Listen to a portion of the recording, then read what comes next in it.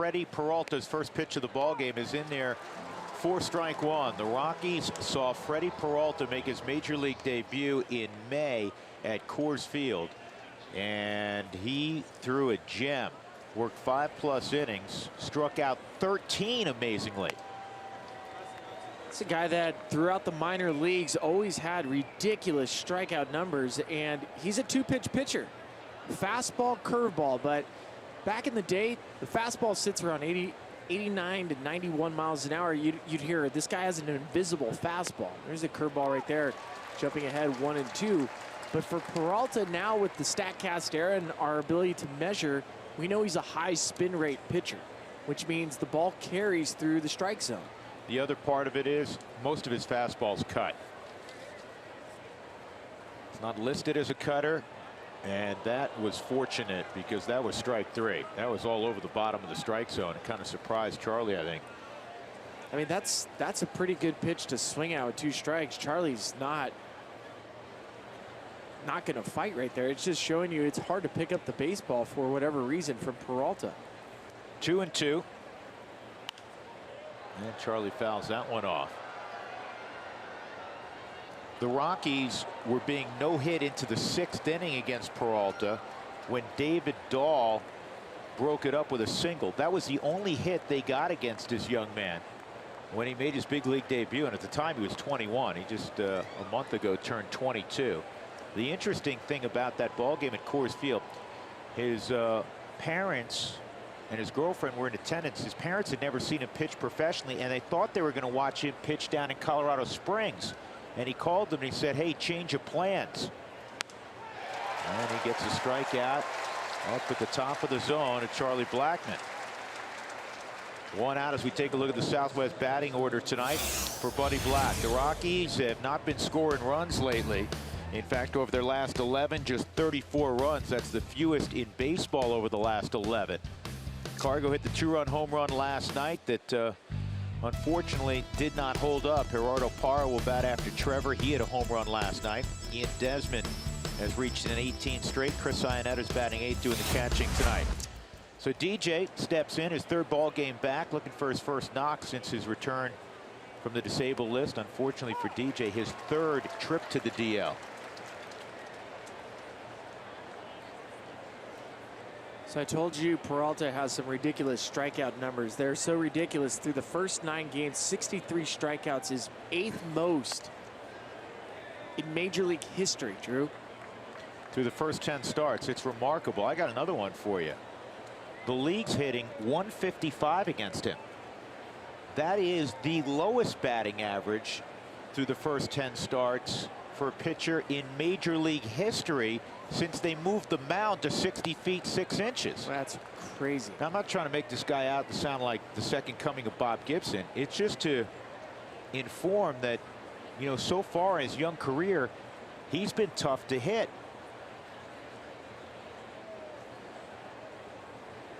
Two and one.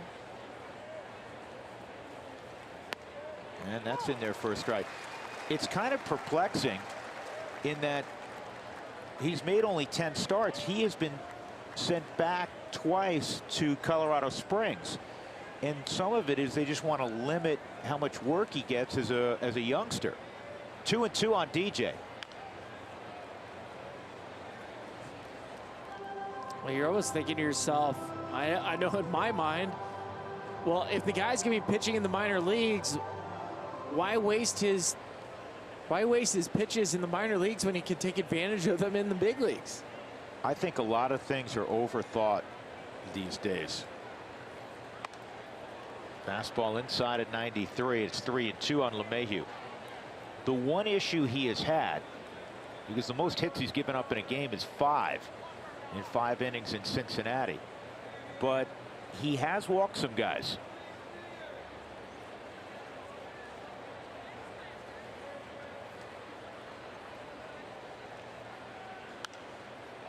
It's better than 4 walks per 9 innings, so it's a little bit on the high side. But when you have a strikeout rate of 12, and it's not like he's giving up a lot of home runs either, you can live with it. Another 3-2 to DJ. One out, just underway at Miller Park. And there's the walk. So LeMahieu, a quality at bat, and that'll bring up Nolan Arenado. Well, here's some more images from his debut in Denver. It was on Mother's Day. Most strikeouts in a major league debut since 1908. 13, ranks 5th behind J.R. Richards, who had 15 in his major league debut. Steven Strasburg had 14. But he just flat out dominated the Rockies out of nowhere. Out of nowhere. Well, you hopefully can take the memory of that, at least ball movement, etc., how this kid works, and counterpunch tonight. That's way up high. Ball one on Nolan. And there's that list you were referencing.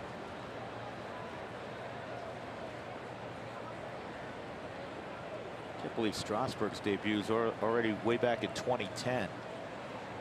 Yeah, it feels like yesterday, and it's 8 years ago. Nolan, a career .395 hitter at Miller Park. We were talking about it last night, and Spilly, you were no bozo when you played here. You hit, I mean, you hit above .360 here. I mean, that just gives you an idea. It's a great park to hit in. Well, I did like hitting here, and I am a bozo. Well played. Thank you. Oh, Ooh. oh. And I think it got him in the arm, not the hand. The reaction, scary at first, but Nolan says he's fine. He gave him a thumbs up. Yep, good deal. So now 2 on, and Cargo coming up. That's scary because as a hitter, you're trying to keep that front side closed, and that ball just chases him. And for Peralta, not known for having run on his fastball, Nolan looked just fastball, curveball in the outside portion of the plate. And to have a pitch run in like that, you can get significantly hurt. We've seen guys take pitches off the face like that because you open yourself up.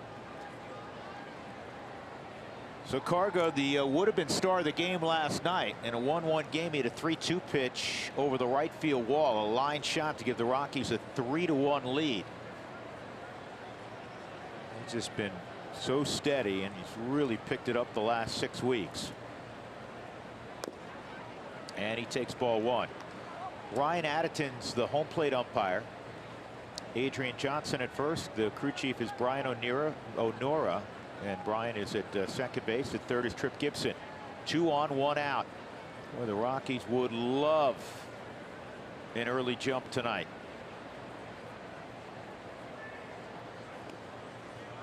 Dropped a curveball at the very bottom of the zone. 1-1. Well, we always talk about teams that have crazy travel days, and for the Brewers, yesterday was that day where they landed at 6 a.m. running on fumes. And it's not always the game that night when you land, it's the day after.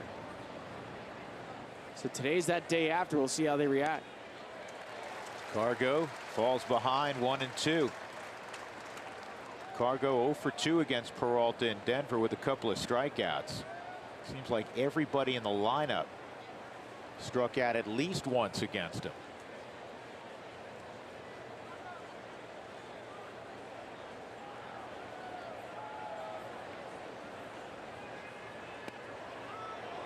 You can see the cut on it. That's another pitch that Peralta's not rewarded with. It's similar to the Blackman pitch. And if that's called strike 3, I don't think you're going to get an argument earlier from Blackman. I don't think you get an argument from Cargo. It was a reach back by Pena. That's probably the only reason, because he missed location, that it was not called a strike. 2-2. Now 3-2. Well, that's amazing when you're watching Peralta throw. That's natural cut. He's not trying to do it. It's like Kenley Jansen with his fastball. He's not trying to cut it. Lefties, however, over the last 5 starts for Peralta have been hitting him well. .318 batting average versus the .095 from right-handers. 3-2, 2 on.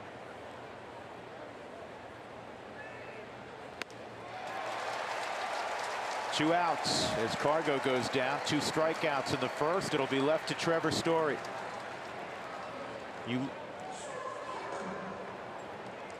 Take a look at last night's home run for Trevor Story. StatCast AI is powered by AWS. 105 miles an hour off the bat, traveled 417 feet. Basically a line drive launch angle, about 27 degrees.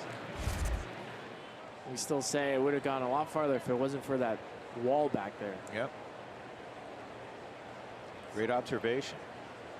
Very astute, very keen. That's a strike on the inside corner. Trevor has 21 home runs. Last year, virtually all of his home runs, 24, were hit against the fastball. This year, it's almost right down the middle. He's hit 11 against the heater. He's taken 10 either change-ups or breaking balls out of the yard. Maturation of a young hitter. 2 strikes. You look up, and the fastball's between 89 and 93, and yet the swings feel like the guy's throwing 98.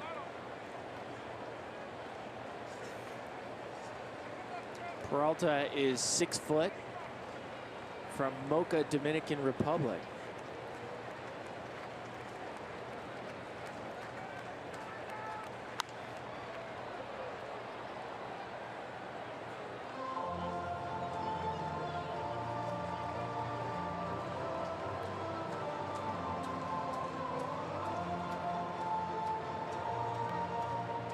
Story 4 for 16 on the road trip.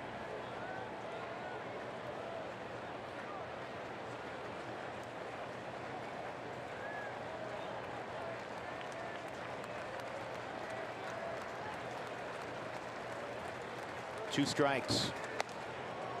1 and 2. Trevor right now has 220 total bases. He's sitting 4th in the National League in that department. Tied for 3rd in extra base hits with 55. He'd love to throw out number 56 right here. DJ walked. He is at 2nd. Nolan was hit by a pitch. He is at 1st.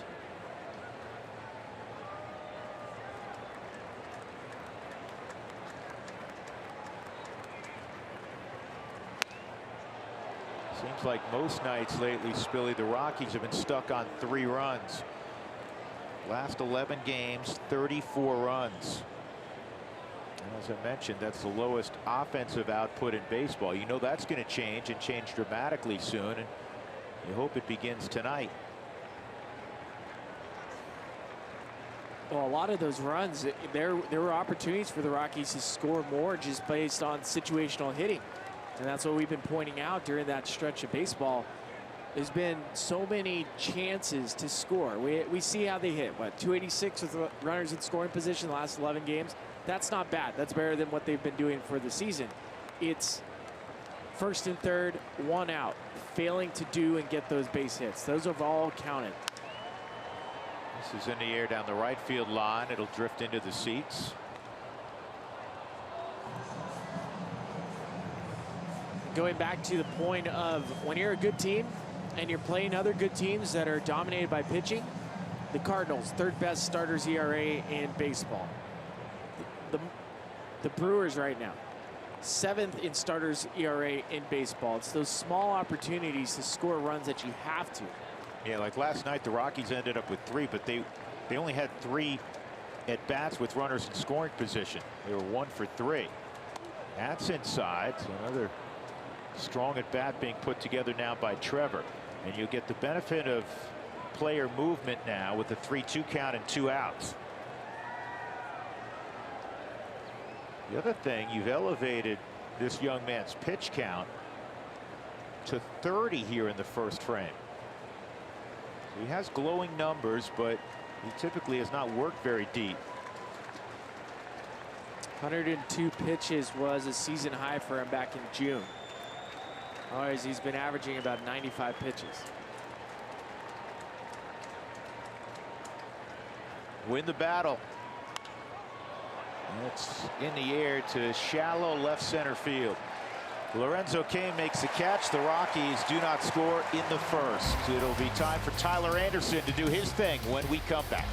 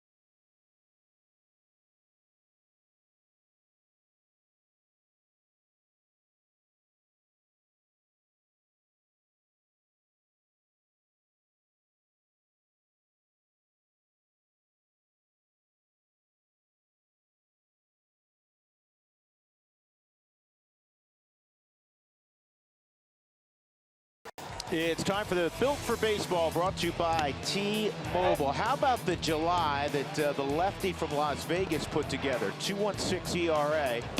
The opposition, this is maybe the most impressive note on there, hit 142 against him. And the whip 0.87. The ERA would have been even less because the tough seventh inning a few days ago in St. Louis, after he was almost unhittable for 6 innings, that inflated, I put that in air quotes, his ERA to slightly above 2. But Tyler Anderson has been just marvelous over the last 6 starts, as Taylor was telling you about a few minutes back.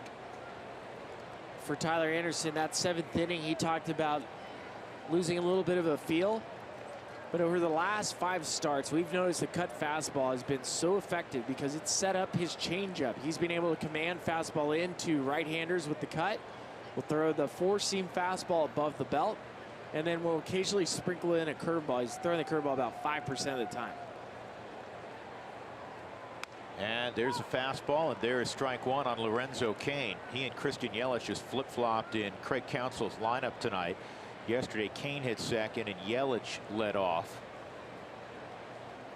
Both of these guys have had terrific years. That's fouled off, the former Kansas City Royal, and it's 0-2.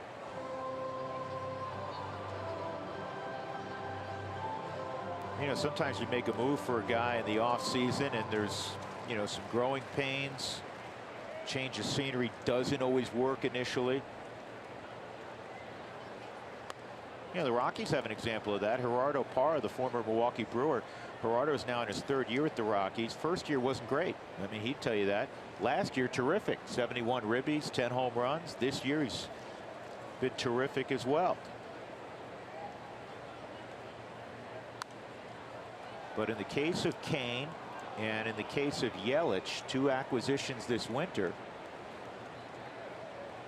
they have been outstanding. Well, Cain began his career in the Brewers organization, so for him this was a bit of a homecoming. His major league debut is with the Milwaukee Brewers. On the ground, deep short. Story on the moves, got him easily. Well, maybe not easily. Easily from our vantage point. Boy, is he good. Lorenzo Cain just ran down the first baseline, and he's wishing in the back of his mind that the Rockies defense would just go away. That's 2 hits over the last 2 days that the Rockies have taken away from Lorenzo Cain. And he still hasn't gotten back to the dugout. He's still upset about it. What a great backhand.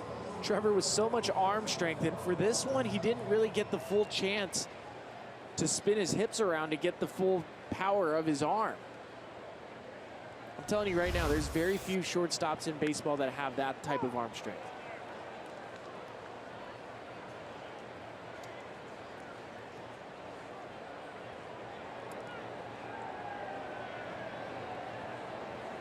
Oh, 1 on Christian Yelich. Southern California kid lines the ball toward left center, and he just keeps raking. He's going to have himself a double.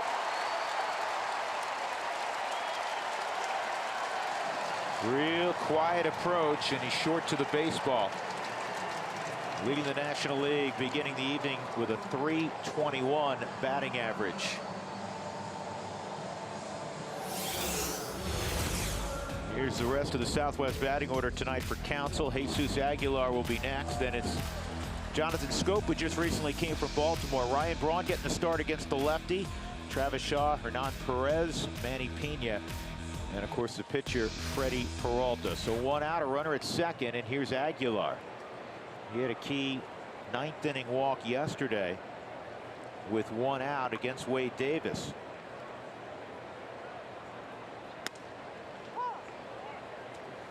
He was on a 3-2 pitch, and then unfortunately on a 3-2 pitch to Travis Shaw, Wade lost him also. He got Scope to pop out, and then the misplaced fastball, you know the rest. Dougie just handed me a note. If you were to combine all of Jesus Aguilar's stats from about 1,000 minor league games, the 200 Venezuelan league games that he played in, this is his 269th major league game, which is about 1,500 games total. He's a 275 career average with 233 home runs. These are huge numbers. He can hit. 0-2. And that ball cuts inside, 1-2.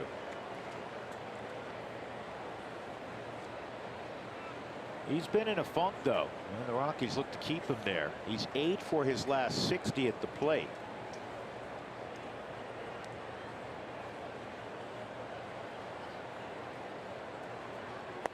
Change up.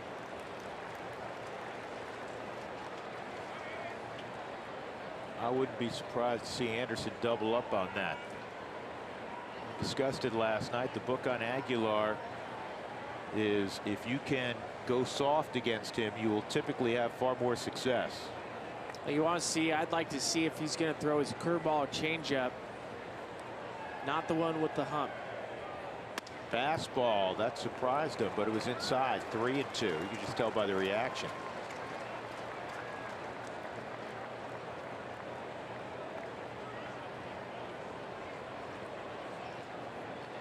Let's see if Tyler's willing to throw off-speed pitch or challenge him with some sort of fastball under his hands. Tyler gets a lot of ground balls, so he won't give in here with first base open and a right-handed batter on deck and Scope, who is still trying to find his way in the National League. And he lost him. He went changeup. So now 2 on, force all the way around. And there's 1 out with Scope approaching. Let's take a look at the Rockies defensively tonight. It's Parra, Blackman, and Cargo in the outfield.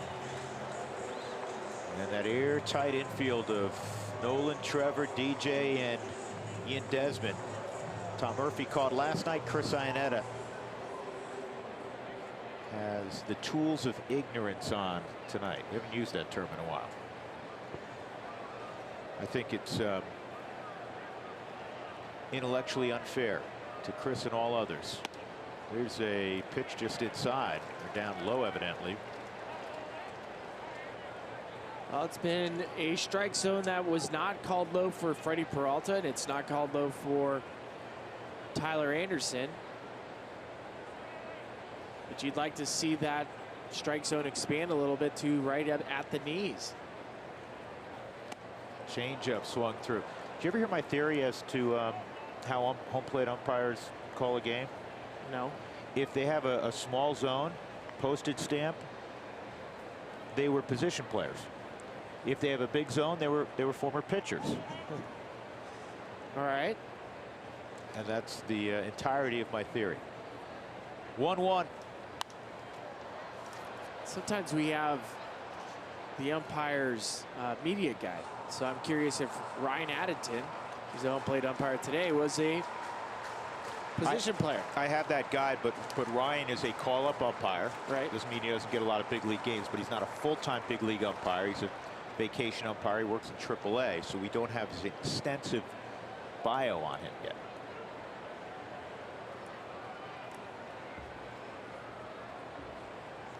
Ball and 2 strikes on Scope. 2 on.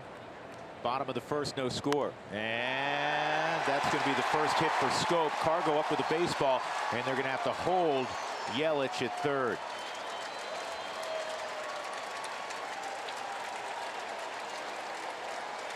That's the first hit in a Brewer uniform for Scope. For Tyler Anderson, he walks Jesus Aguilar after having him down 2 strikes. Same with Jonathan Scope. Scope was down to 2 strikes, and this pitch is left up. So far, Tyler doesn't have his A command yet. And he's going to need it now, facing Ryan Braun. Well, Ryan Braun, we know, is a very accomplished hitter, even though he's not playing every day now for Milwaukee. He has faced Anderson 6 times. He has 3 hits, 2 of those hits home runs.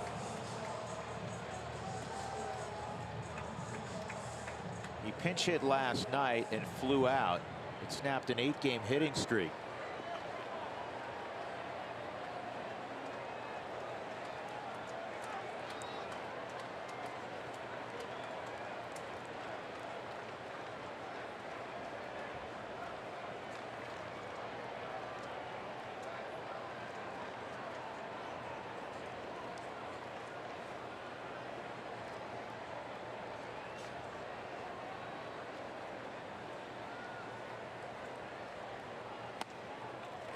And that's inside, ball one. Well, the Rockies had a couple guys on in the first against Freddie Peralta, forced him to throw more than 30 pitches, but he worked out of it. Anderson trying to do the same thing here. One out, bases loaded.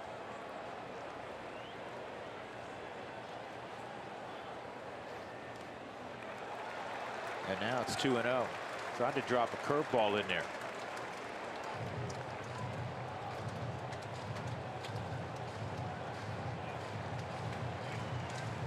Braun, 2015 National League MVP when he hit .319 with 41 home runs. Excuse me, 2012 MVP. His first few years in the league, he was a walking 30-30 guy, or a threat to be a 30-30 guy, and that misses. It's 3-0. I don't want to say this, but this is a little bit reminiscent now of how he finished in St. Louis in the 7th inning, where he kind of lost his release point after 6 gorgeous innings.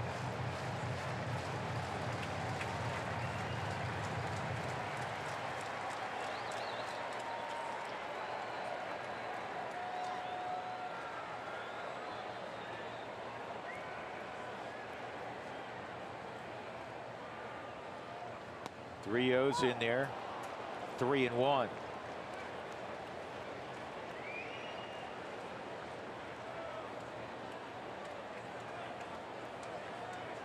Trying to make that one quality pitch to induce a ground ball that can get you out of this with one out.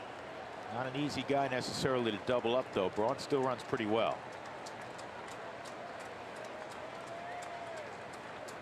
3-1. On the ground, into left field, base hit. 1 run has scored, and stopping at third is the big man Aguilar. It's 1-0 on the base hit by Ryan Braun.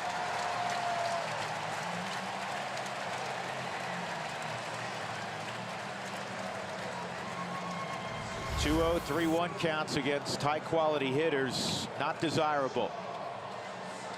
Braun, who typically swings a 35-inch bat, still able to whip it through the zone. Where the Rockies have benefited is it's still just 1 run in this inning with a chance for a double play.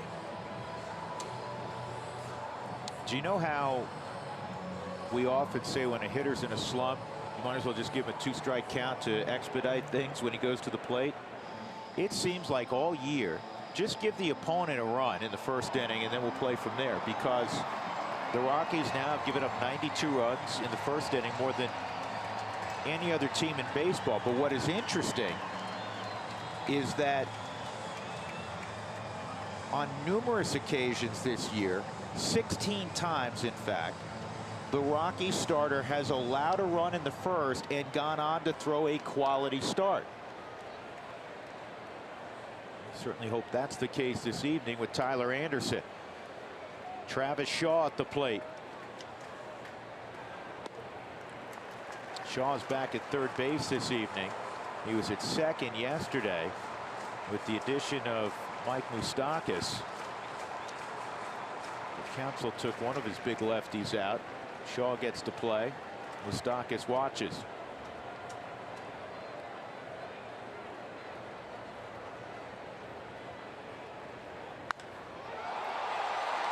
High fly ball, deep right field, and gone.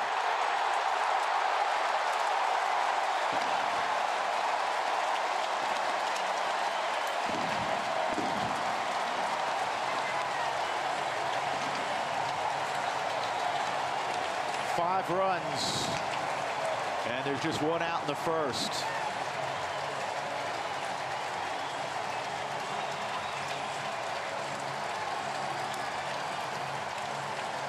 The last 2 innings for the Rockies have been hard to watch. Shaw looking to get the bat head out, do some damage with the bases loaded. Shaw coming into today's game on the season hitting .205 with no home runs against lefties. That's his first. He probably came to the park honestly and wasn't sure if he'd be in the lineup.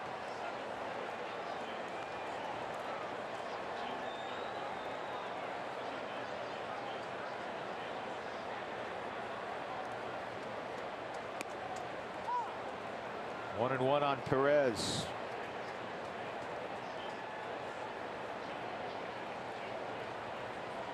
We were talking this afternoon as this ball's well hit left center field by Perez.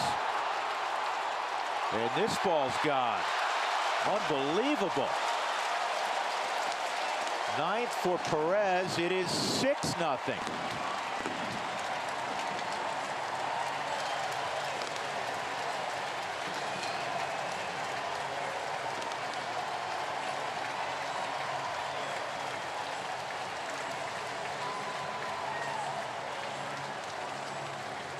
Definitely not the start the Rockies were hoping for, bouncing back after last night's heartbreaking loss. Well, I was starting to say that we were discussing it this afternoon on the drive here. We were discussing it again in the dugout. This is one of those days you always want this, but in light of what's transpired on this road trip, and in particular the last couple of games, you were hoping the Rockies could put up the quick crooked number and get out to a comfortable lead. Now they have a major hill to climb, and we're talking about just the first inning. 2 strikes on Manny Pena.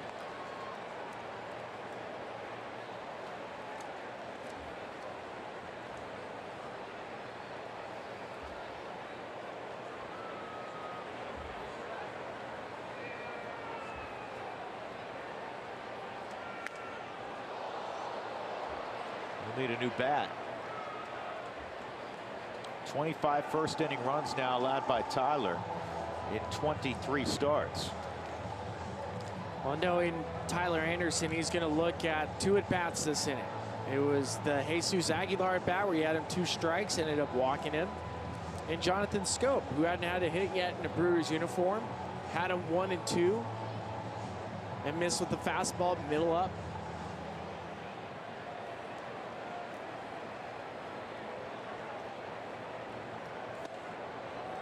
One and 2.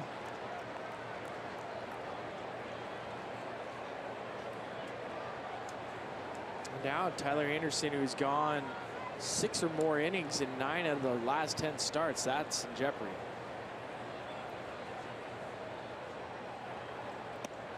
And he got him on a changeup. 2 outs.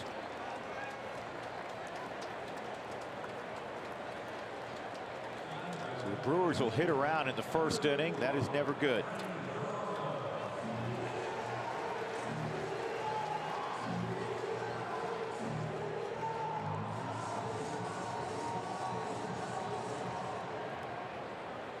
If you take out the 7th inning in St. Louis, you take the previous 5 starts, Tyler Anderson had allowed only 4 runs. He just gave up 6 in the first inning.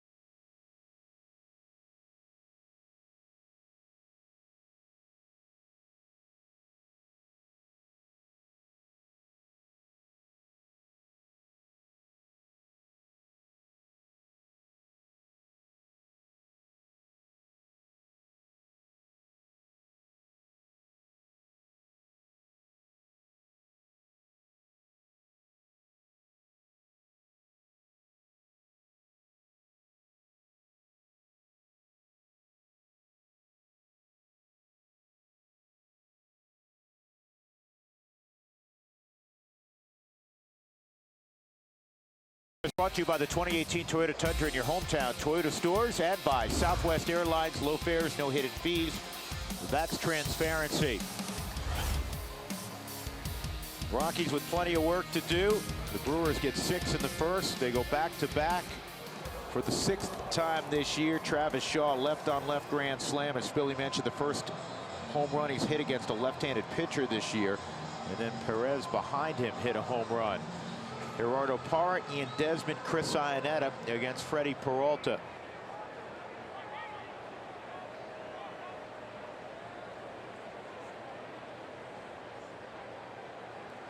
That's the most runs the Rockies have given up in the first inning since 2014.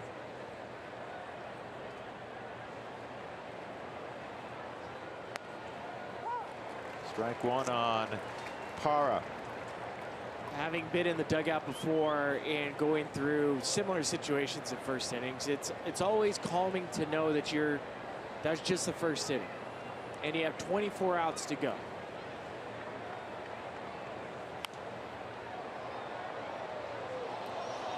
You can build what we like to call a picket fence. One run at a time, one inning at a time, and over the course of the game, you build a nice little picket fence. Second inning through the 9th, you're going to win this ball game.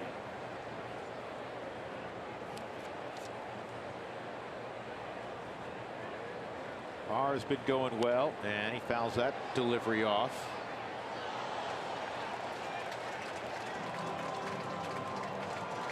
Parra was 8 for 16 in the St. Louis series. Leading the Rockies out on the road with a .311 mark.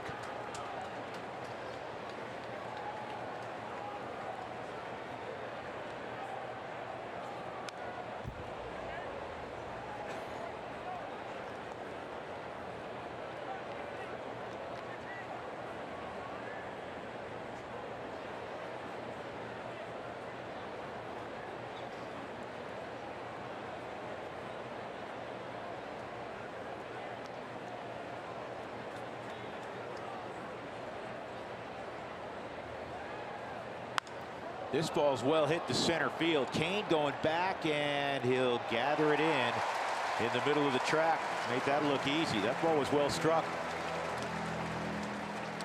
For the Win is brought to you by Pizza Ranch. I think this works out nicely for today. Make baseball fun again. Rockies have not scored 7 runs since July the 20th versus the Diamondbacks. You're going to need 7 runs tonight to win a ball game.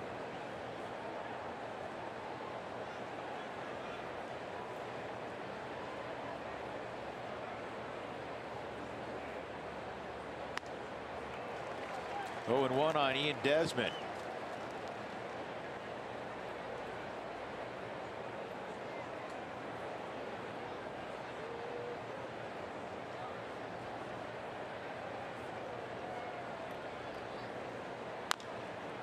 And it's a 2-strike count.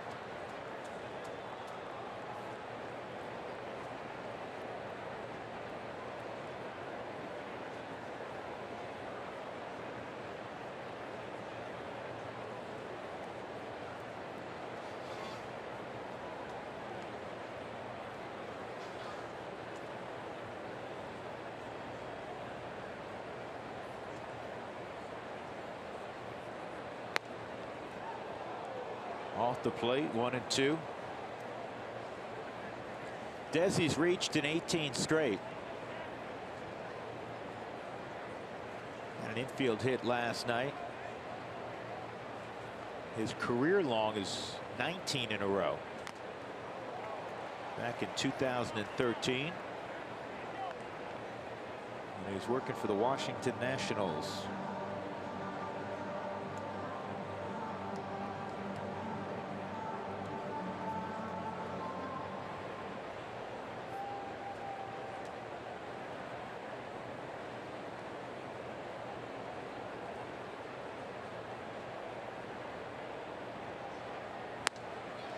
Strikeout at 94, hardest pitch he's thrown tonight.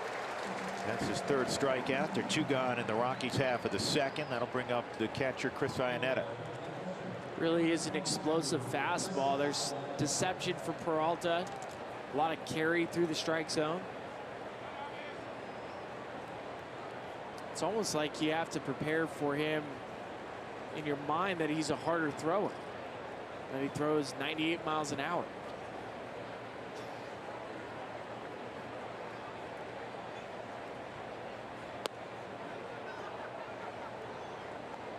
Tell you what, it's a beautiful night in Milwaukee. Regardless of the score, it's nice outside.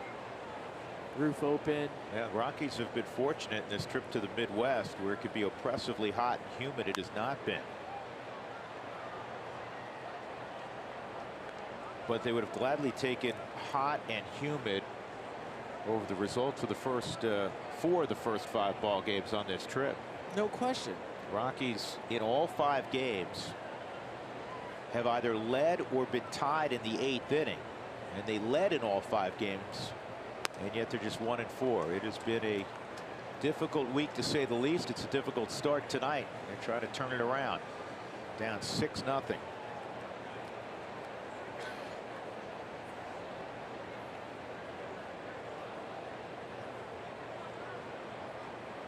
Two and one on Chris.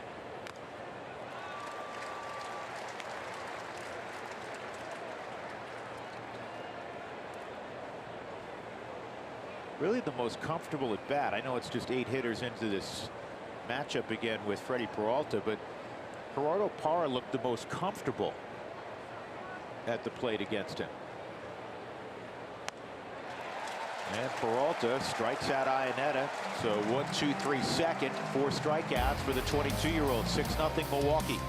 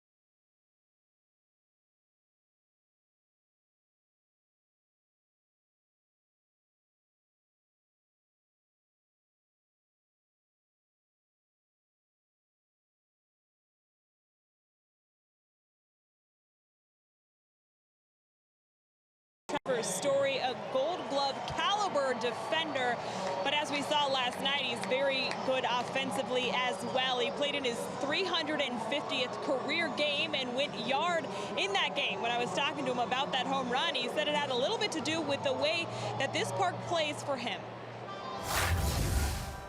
I think the visuals are good. You know, it's kind of that big, you know, jumbo screen in the back, but you know, below that is you know, it's all black, and you know, it's like I said, it's a good visual, you know, to pick up spin and, you know, just see the ball, and you know, it kind of makes it feel bigger, but you know, if you can see the ball, that's always good. But since Trevor won't brag on himself, I got to brag on him, because it's not just the way this ballpark plays that has allowed Trevor to be successful at the plate.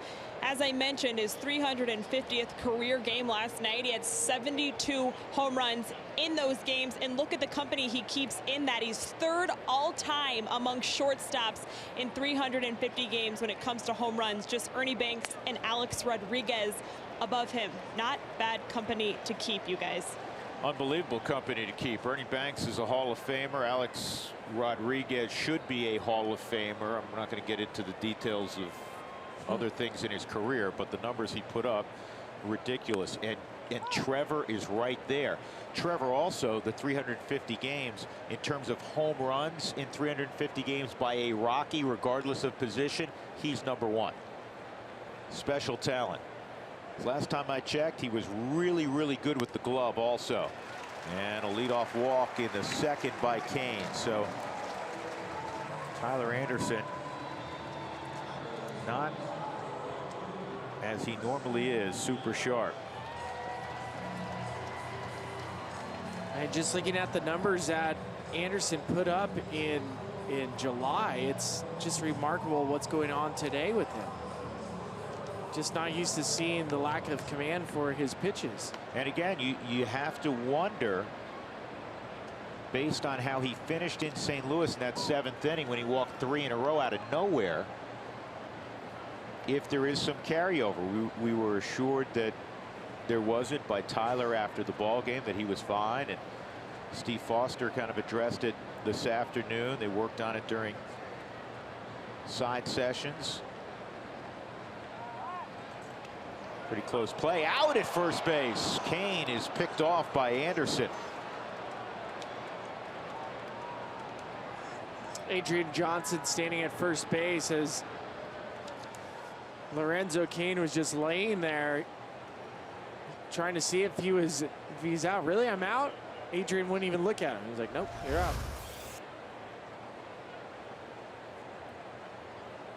Got him on the shoulder. And it looks like they're going to challenge. Nope. They're not going to challenge. Pat Murphy, the bench coach for the Brewers, saying nope. They've only had 4. We talked about it last night. Only 4 successful challenges all year. Video coordinator doesn't have the same confidence that Brian Jones has. Got to get some results. Brian's had, what is it now, 20 or 21 successful challenges. 4th time Anderson's picked off a runner this year. That's 3rd best in the league. Yelich started that rally last inning with an opposite field double. He hit it to the gap in left center field.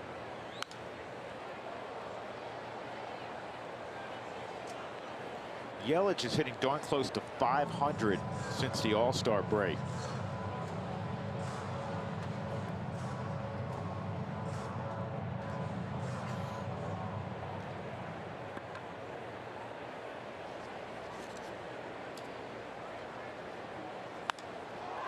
And this ball is well hit to right center field. Charlie will have a play short of the track.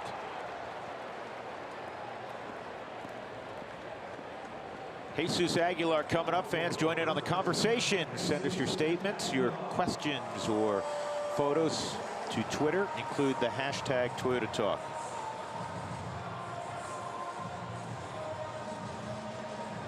Walk in the first for Aguilar.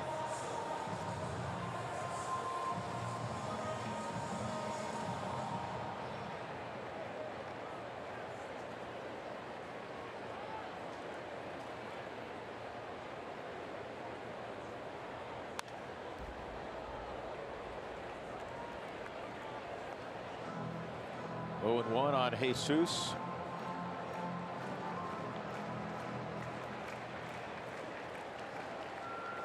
More than a year ago, a waiver claim by Milwaukee off of Cleveland's roster.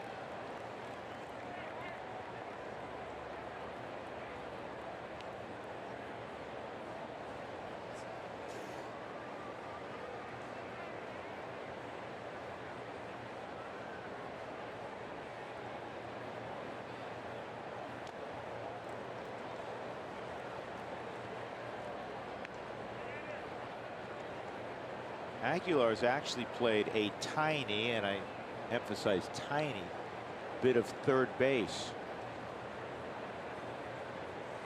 That's a big third baseman. Try to bunt on him.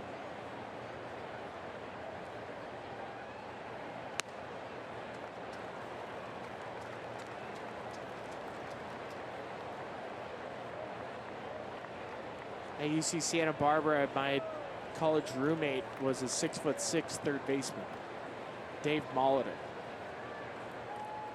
That's a big guy. Aguilar walks again. You know, I give the Brewers credit in their media guide. Aguilar is listed at what, to me, seems to be a pretty accurate weight. A lot of times, those weights are when the guy first signed, or you know, their first year of minor league baseball. Aguilar's listed at 6'3", 296, and he looks every bit of 296. So with 2 outs, he's aboard. Are you taking the over or the under on the 296? I'll take the line.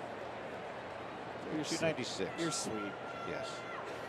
3 walks allowed by Tyler and Jonathan Scope, who hit a soft line drive over DJ's head at the first for his initial hit in the Milwaukee uniform. He admittedly said he was trying too hard when the trade first took place and he was out west on that road trip in Los Angeles. And you think, man, well, Scope's been an all-star. He's been a really good player with Baltimore. He doesn't have to impress anybody. It's not like the guys with the Brewers were unaware of his talents and his success, but it's natural. He feels like everybody's watching him right now. Like everybody's paying attention to everything he's doing.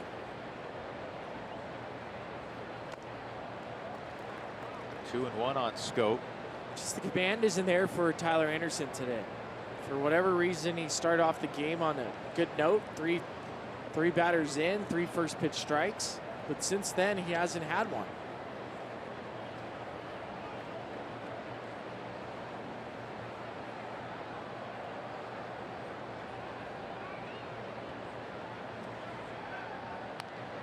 It's just rare when you think about what he's able to accomplish in the month of July as far as how teams were hitting him.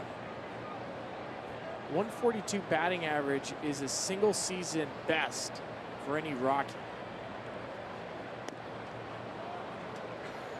2 and 2, and the whip was 087. So they're not hitting him. No. But he wasn't walking guys either.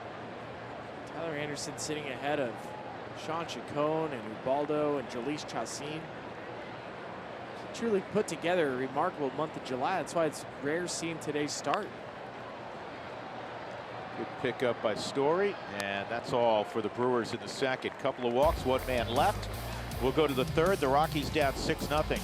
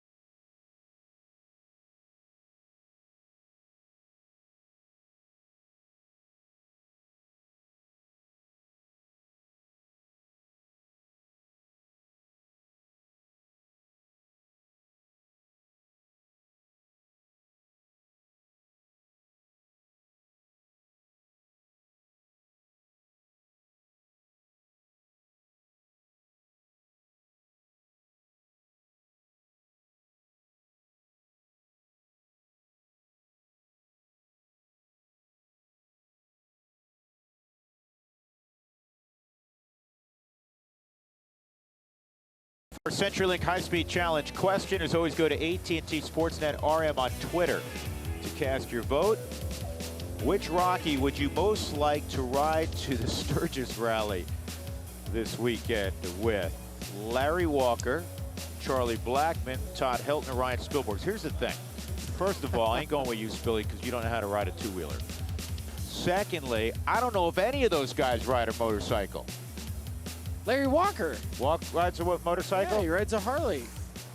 Well, then I'm going to go a walk. Anderson at the plate takes strike one. Have you ever driven a motorcycle? Yeah. Well. No. My dad has a Harley, Sportster Harley. And I would ride it around Santa Barbara. You would? Yeah. So I can ride a Harley. I just don't know if I can ride long distances. I'm not. Sturgis from Denver is a pretty good ride. Yeah, I feel like I'm not equipped to ride that long on a motorcycle. I think it takes a while to build up to it. 6 hour. That's a 6 hour ride. I'll go with your dad if I'm in a sidecar. I'll go in a sidecar. Yeah, stuff me in one of those. Could you imagine me holding on to Larry like this? Yeah, actually I could. Me too.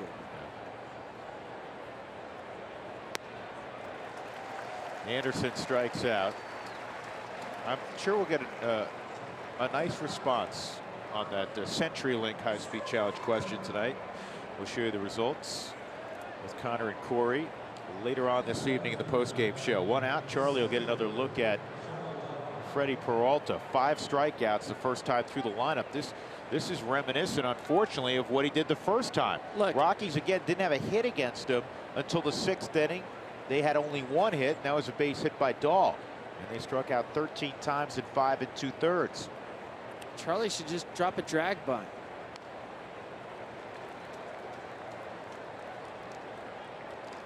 And clearly, the Rockies don't see this guy well at all.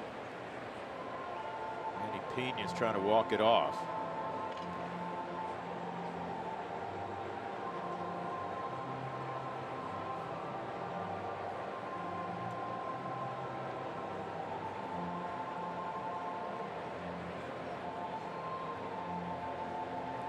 Every time I see a catcher go to their knees or take a foul ball, and you can just look at the faces of all the other major leaguers on the field, everybody always thinks the exact same thing. I am so glad I'm not a catcher.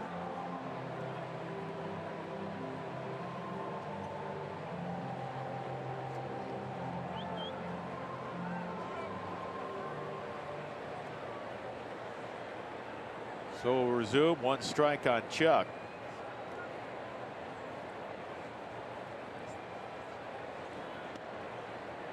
Last August, on his way to a batting title, Charlie hit .383, which was the best mark of any player in the National League. I'd love to duplicate again those numbers in 2018.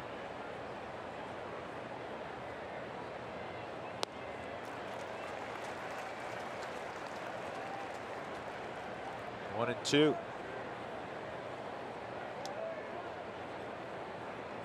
Blackman was on twice last night. Single and a walk.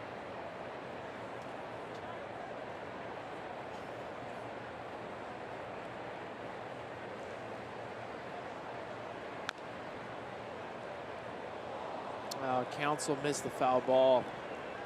He doesn't have to make plays anymore. His head down. He's not happy about it.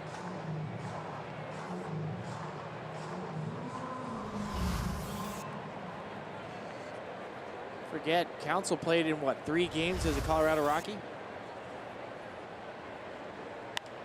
This ball is into shallow right, and it's caught out there by Yelich. He had 2 plate appearances with the Rockies, was officially 0 for 1. And then became a baseball household name for a short stint when he was with Miami, when he scored the game-winning run in the '97 World Series. I've shared with you, I'm a huge fan of Craig Counsell because of that 1997 run. One of my high school friends, her sister went to school with Craig Counsell at Notre Dame, and they know him. And so, because of my relationship with the family in Santa Barbara, we all followed Craig Counsell. Good guy to follow. Got the absolute maximum out of his ability. And he pays things back. His head coach at Notre Dame was Pat Murphy. Pat Murphy went from Notre Dame to Arizona State. Now his bench coach is Pat Murphy.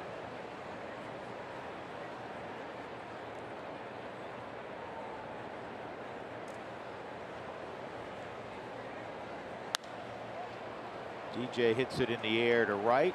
Easy play for Yelich. And the Rockies still without a hit through 3 innings. Down 6-0 in Milwaukee.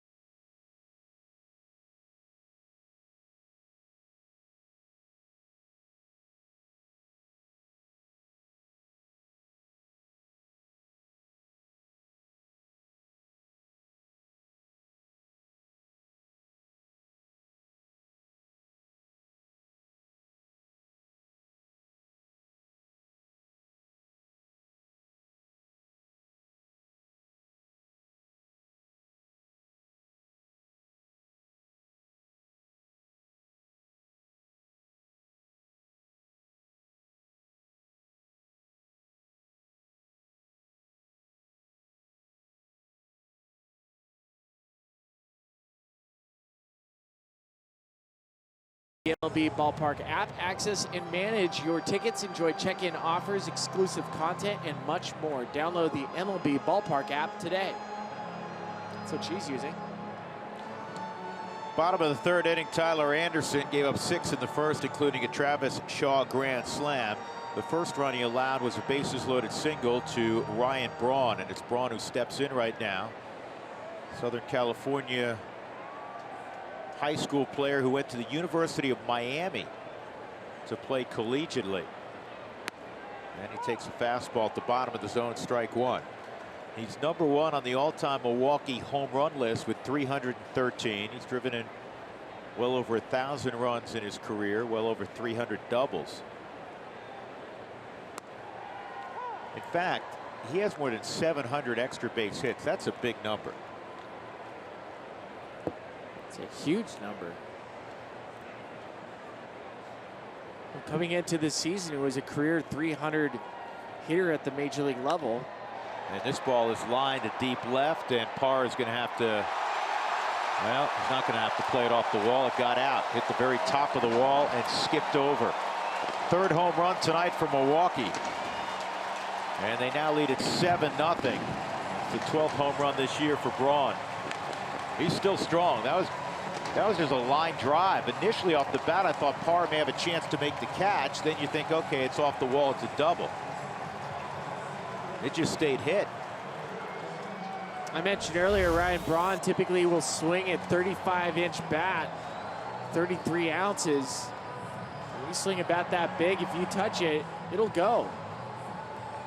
Right off the yellow outfield marker.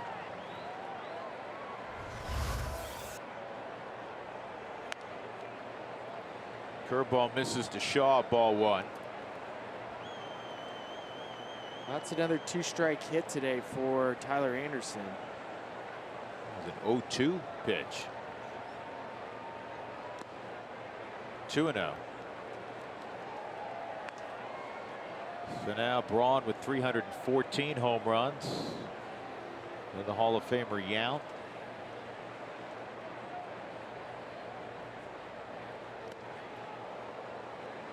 Two and 1.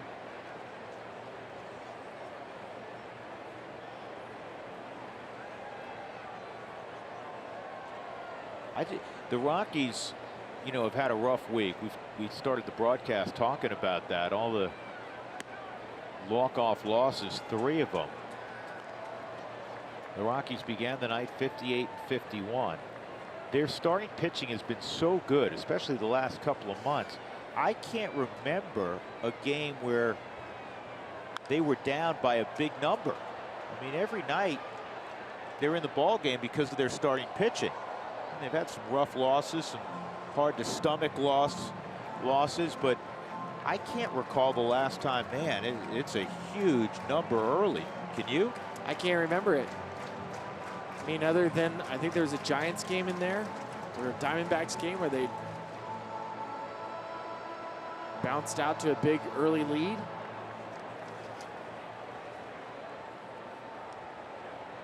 Three and 2 on Travis Shaw, and he gets a strikeout. Does Tyler Anderson?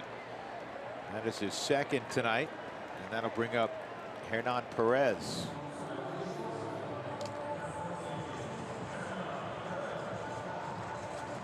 Perez went deep his first time up. Last year he hit 14 home runs, drove in 51, all career bests.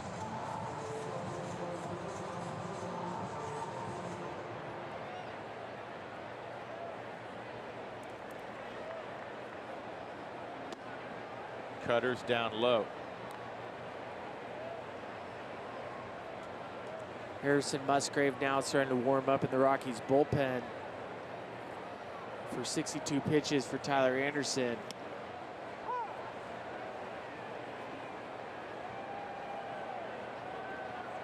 Let's see how many more he actually gets. I mean, Harrison Musgrave's warming up like he's coming into the game in a hurry.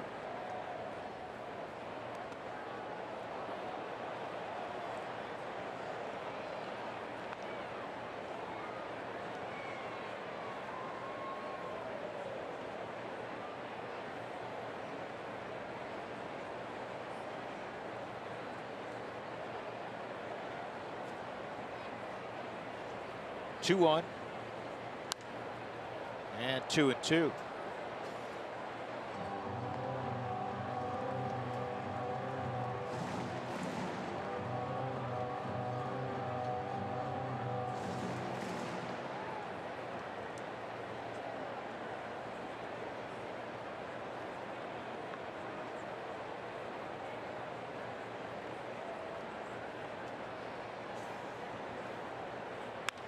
And that's pulled to third. Nolan's got it.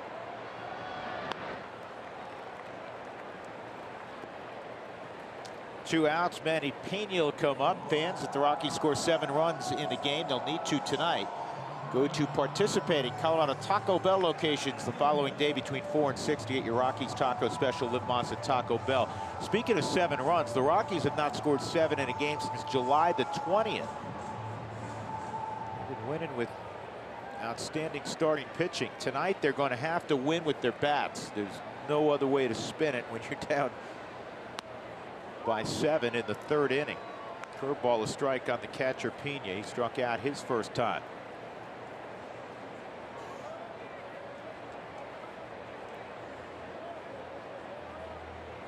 Well, at the rate that Freddie Peralta has pitched against the Rockies, trying to mount a comeback against him when you still haven't had a hit yet, you got their work cut out.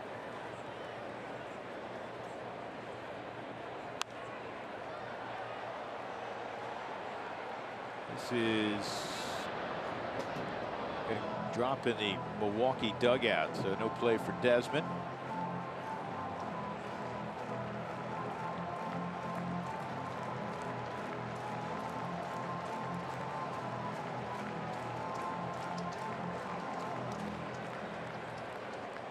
Did you know that we're going to sign Taylor up to run in the sausage race for tomorrow? Is that right? Mm-hmm. You can do that? Yeah. Taylor, were you aware of that? I was aware of this, and because I heard Alana had done it and she finished last, so of course I had to try to do it finish first, but I probably gonna fall or something crazy. So Have confidence in yourself. You're going to win. you're right. I'm gonna win. You know, those track days that are non-existent are really gonna help me out. You were up at Bernie's dugout earlier today, weren't you? Yeah, and I was screaming coming down the slide, and actually Mike Dunn said something to me. He's like, were you scared up there? We could hear you all the way in the dugout. You have that infectious laughter, so I want to know, as Devsy's going to tuck this away, were you screaming out of fear or out of this is fun, like when you're on a roller coaster and you really enjoy such things? Oh, 100% fun. It was great. I wasn't really scared, to be honest. We're going to see that a little bit later on, right? Just going to interview the guy from the Sandlot.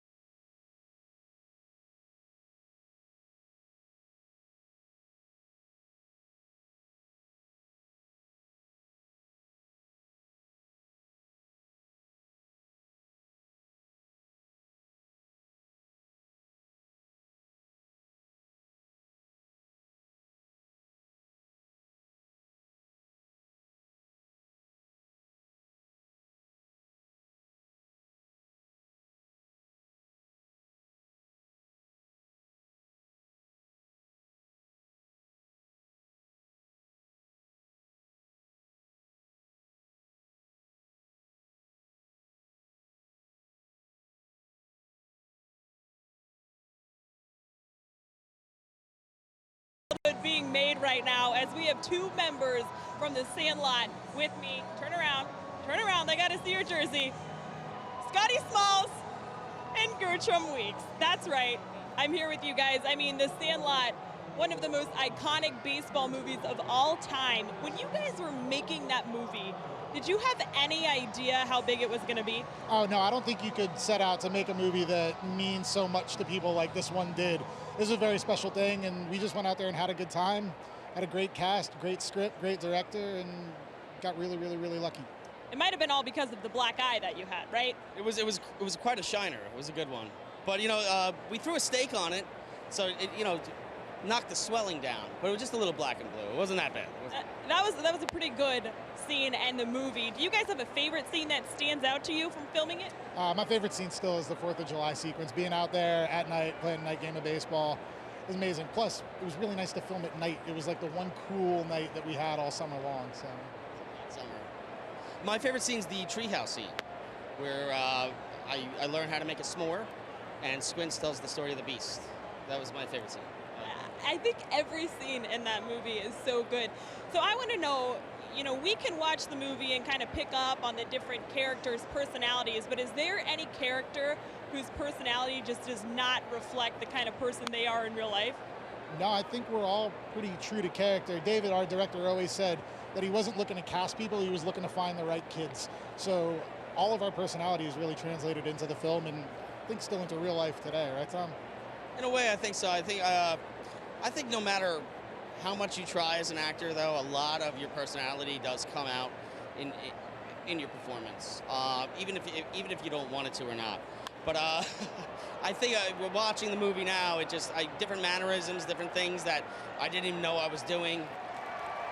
They show up in the movie. So I think, you know, it's pretty much true to life, pretty much who we were. So Smalls, were you really that bad at baseball? No, I was actually pretty good.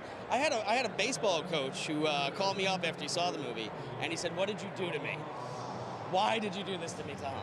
But he enjoyed the movie. But yeah, I had to try to be a little bit worse than I was. I wasn't a great player, but I was definitely better than Smalls was. And you had friends in real life prior to meeting these guys, right? Oh yeah, I had a few, I had a few fans. So in the movie, you guys all just become such close friends. Has that translated into the rest of your life now that the movie was 25 years ago? Very much so. You know, like kids do, you kind of grow apart a little bit, but we've reconnected, especially around this anniversary. It's like we picked up right where we left off 25 years ago. We've become really good friends again very, very quickly. I hadn't seen these guys in about 25 years because me especially, me and Shane were the only East Coast guys. Shane was in Florida, I was from New Jersey. So I really wasn't around these guys at all. And in April, when I got to see them all again, within 5 minutes, we were right back to being 11 years old again. And because we had such a great camaraderie making the movie, and we had such a great friendship between all of us. We all got along really well. And that's surprising. It usually doesn't happen that way in a big cast. And I think it reflects in the movie. Well, thank you guys so much for joining us. It's so cool. Honestly, my childhood is made right now. I mean, seeing you guys, I think I've watched the movie about 15,000 times. Spilly, who's in the booth tonight, I'm sure it might have been 16,000 because he went through the minor leagues. Spilly, can true or false on that? True. I think there's so many guys on the field right now that have used the Sandlot as part of their growing up and falling in love with the game of baseball. So we appreciate them making that movie. Because it certainly made us fall in love with the game even more.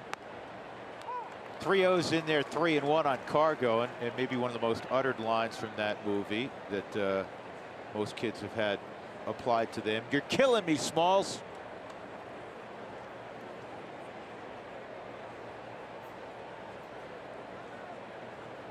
(3-1) with one out. Rockies looking for their first hit. Braun is not going to be able to make a play. A movie night presented by Securian Financial returns to Coors Field on Sunday, August 26th with the post-game showing of The Sandlot. Buy the movie night ticket package to watch the movie from the field and receive a Rockies movie night blanket at Rockies.com/movie. That's what they're going to be doing here tonight at Miller Park. They're going to be showing a special showing of the movie The Sandlot. Outside and a walk. That's the second walk allowed by Peralta. He also hit Nolan in the first. The Rockies had 2 on with 1 out in the first, but Cargo struck out Story. Hit a fly ball to shallow center. So with 1 out, Story will come up with Cargo at first.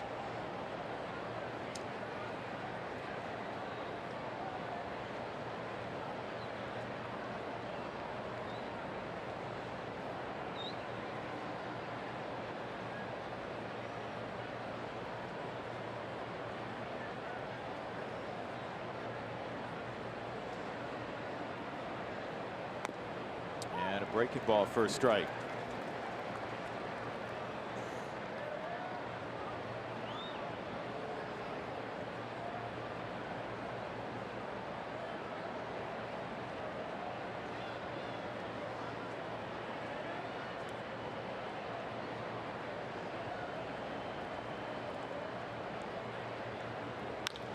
And this ball's well swatted to center field, way back, and Story has done it again. 2-run home run.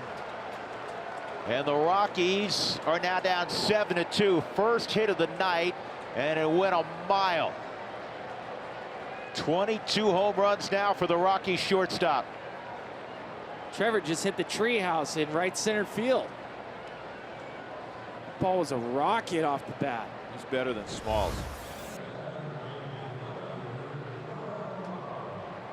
That's a nice compact swing, catches it out in front. Hip stays closed, bat head comes through. It is a good night to hit. If he can square up a baseball, wow, it's going to travel.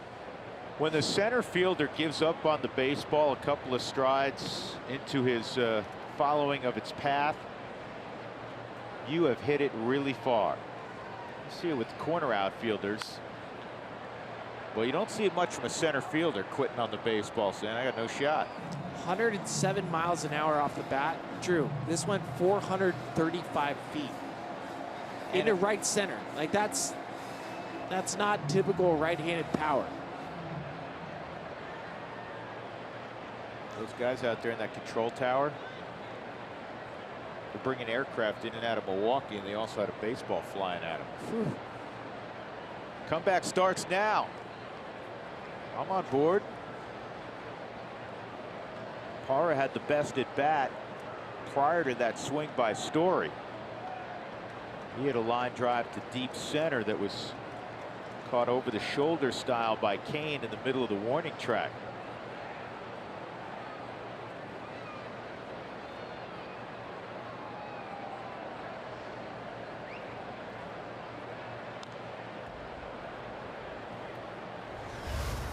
So now look at the swing on the Subaru Supermo. There's the four-seam fastball. Trevor just beats him to the spot. Head down, eyes down. That hit the barrel perfect.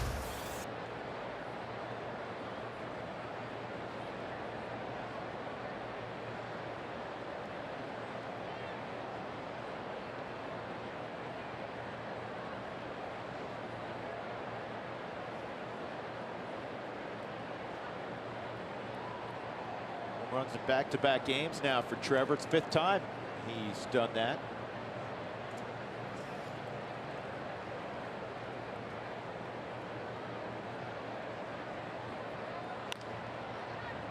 On the ground is second. Scope is there. 2 outs. And Desmond will come up.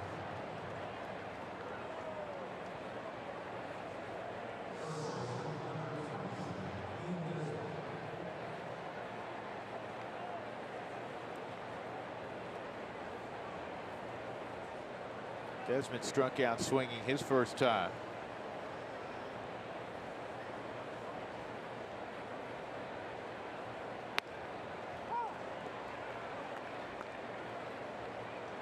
You know, the walk-off last night against the Rockies, it's the 6th opponent to walk Colorado off.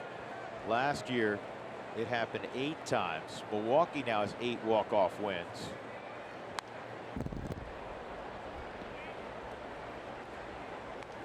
And among the league leaders in that department, St. Louis is #1, tied for 2nd, Milwaukee and San Francisco, and all 3 of those teams have walked off the Rockies this year. What you hope is the Rockies in the final couple of months do a little walking off of their own. That certainly is a number that you want to pay attention to. We were talking about that in the Open. The Brewers, who have a very good bullpen, very good starters ERA, and a good offense. And they're 53-1 when they have a lead after 7 innings. The Rockies through this stretch and 48-6, and 3 of those coming in the last 5 games.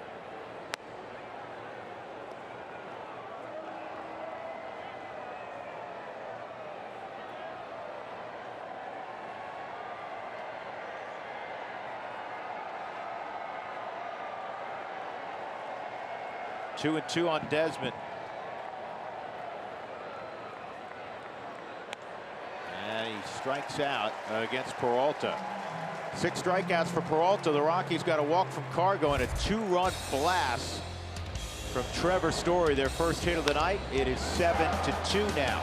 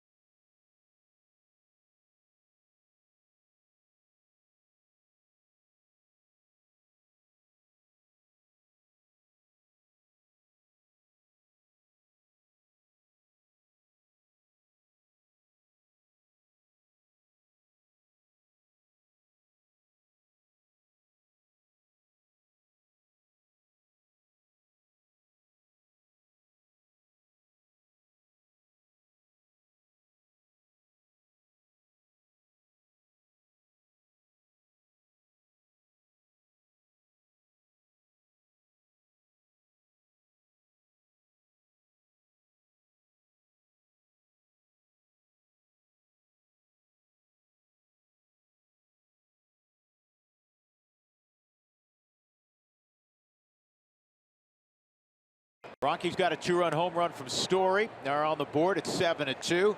Freddie Peralta is going to lead off. He takes strike one against Tyler Anderson. Anderson gave up 6 in the first.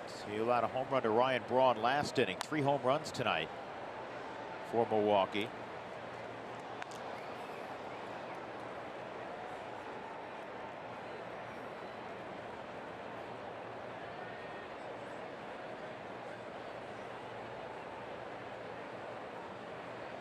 And Peralta's gone. 3rd strikeout tonight for Tyler. That'll bring up Lorenzo Cain. Ground ball to short where he's robbed of Story in the bottom of the 1st, and a walk. Harrison Musgrave is continuingly warming up in the Rockies bullpen. This most likely will be Tyler Anderson's last inning, with him hitting 2nd in the top of the 5th. I'm sure the Rockies are hoping he can get 2 more quick outs.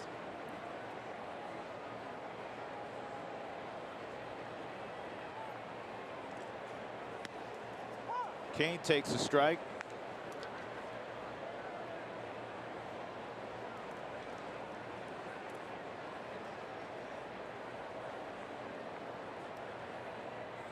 This will be technically his 3rd shortest outing of the year. The reason I say that, on March 30th in Arizona, he went 2 1/3, gave up 7 runs on 5 hits. His other short start was in Miami at the end of April. This is to shallow left. Story. And look out, he and Parra couldn't hear each other. Trevor made the catch. 2 outs. The one in Miami went an inning and a third. You may recall that one. He only gave up a hit, but he had to leave the game due to lightheadedness. So in terms of when he was healthy, this will be his 2nd shortest start of the year.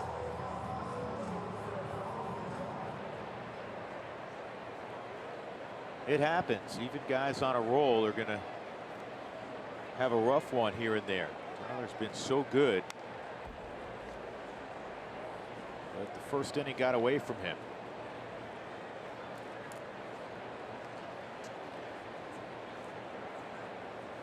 Yelich the double to left center, and a deep fly ball to center field, straight up center field his last time up.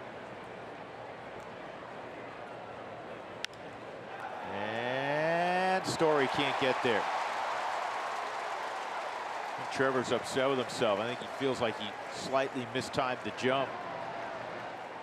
So used to him making every play imaginable.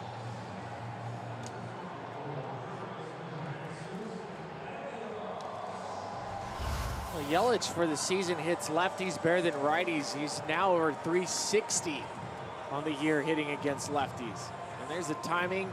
I don't know, that's as good as you can make your timing for Trevor. Here he is on the Supermo. Trevor's just some freaky athlete. Some sort of athlete.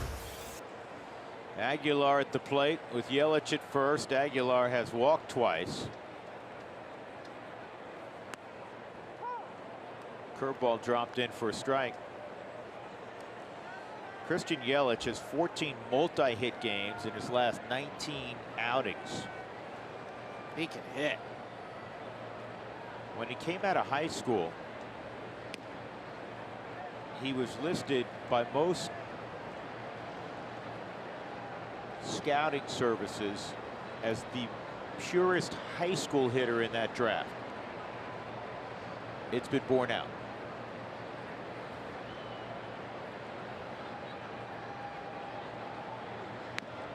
And he was going to go play baseball at the University of Miami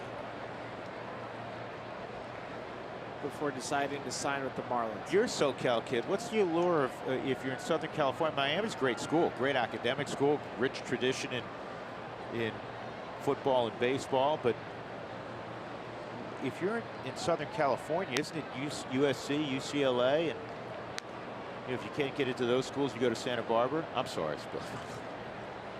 Santa Barbara's a great school. Great school, yeah. I mean, you have to be an No, academic. but seriously, what you know, Ryan Braun, Southern California kid, goes to Miami. Yelich was going to go to Miami. Good recruiting trip.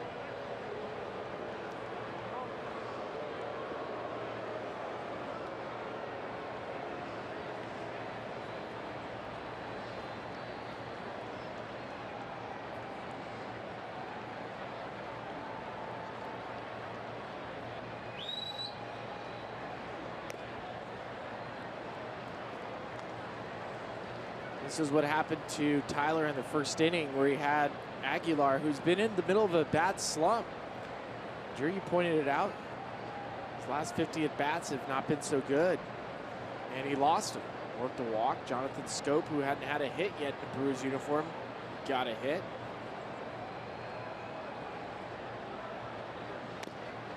And a strikeout of Aguilar will end the inning. Yelich left at first base. 7-2 as we go to the 5th inning. 8-9-1 when we come back.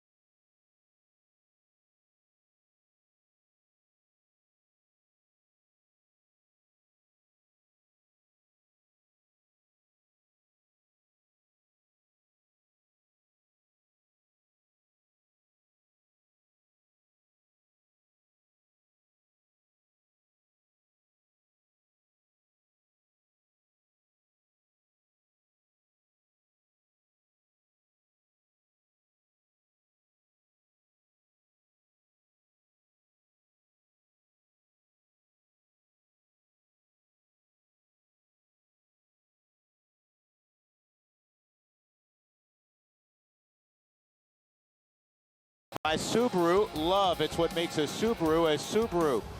And by UC Health, live extraordinary. We're in Milwaukee. Tyler Anderson, his evening is complete. It was a tough night for Tyler. 4 innings, allows 7 runs on 7 hits. He walked 3, struck out 4. Ryan McMahon's in the on-deck circle. Chris Iannetta trying to snap an 0 for 15. He won't hear.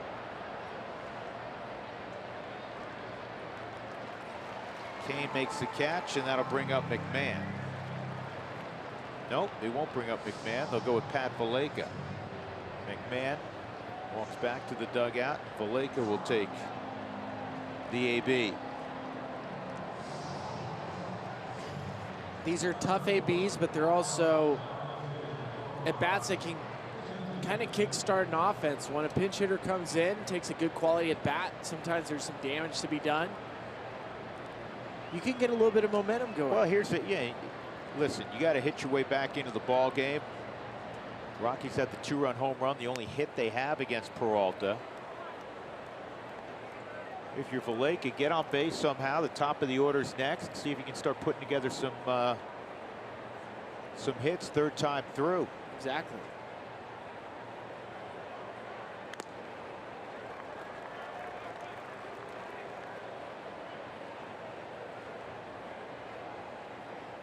It'll be interesting to hear what guys say about Peralta. I mean, think about this. He's now faced the Rockies over 10 innings, and in 10 innings, the Rockies have 2 hits against him.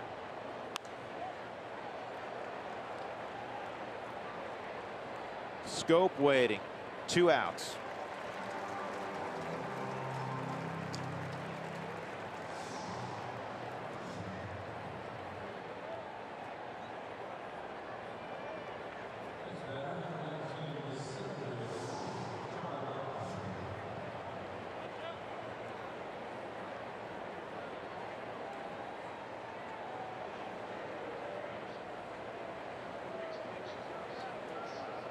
Charlie coming up with 2 outs.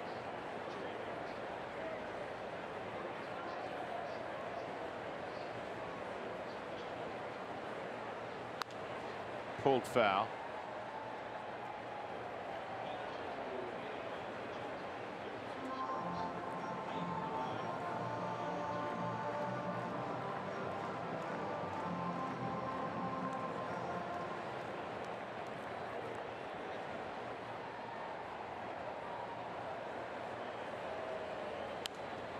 And 2 strikes on Chuck. My guess is, going back to your question, I wonder what the Rockies hitters are saying about facing Peralta. Is that the life of his fastball, that little cut, a lot of deception. It's hard to just see the baseball off.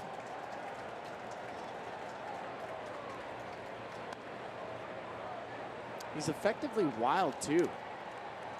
It's not like he's consistently in one spot. He's basically spraying the ball all over the strike zone. Yeah, he kind of hides it with the old windup, and then all of a sudden it is on you. He appears to be, by the swings, as you all would say, sneaky quick.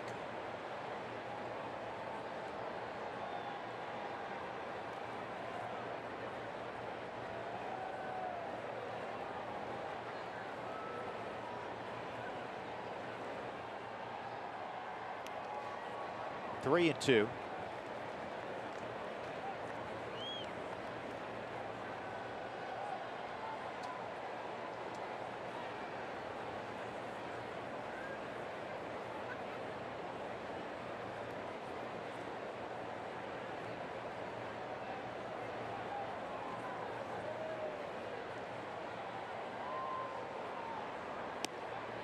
And that is strike 3. Charlie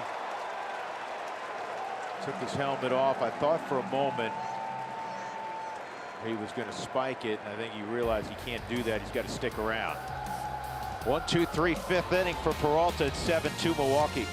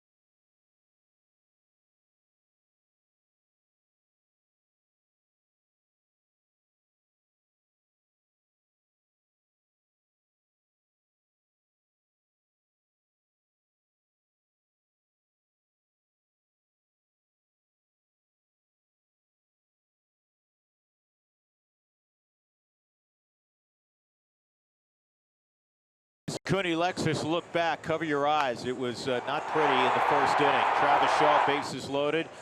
First left on left home run this year. And then right behind him, Hernan Perez with the home run. And then 2 innings later, it was Ryan Braun with his career 314th. And meanwhile, Trevor Story has the Rockies' only hit. It went a long way, a 2-run home run. And it's 7-2. But Freddie Peralta has allowed 1 hit in 5 innings. And the Rockies are down 7-2. Harrison Musgrave will take over in the bottom of the 5th inning. It'll be Jonathan Scope, Ryan Braun, and Travis Shaw against the West Virginia native Musgrave. Anderson, 4 innings, 7 runs, 7 hits, 3 walks, 4 strikeouts. Well, for Musgrave, this is his first appearance since July the 13th, when he threw 3 innings in Seattle. Remember, he was on the disabled list. He's got good numbers this year, does Harrison. I'll tell you a story about Harrison. Last year at West Virginia, the final year also for John Gray at Oklahoma. 2 Big 12 starters. This is bounced right at DJ. 1 out. Scope retired. You know who the Big 12 pitcher of the year was that year? Musgrave? Harrison Musgrave, not John Gray.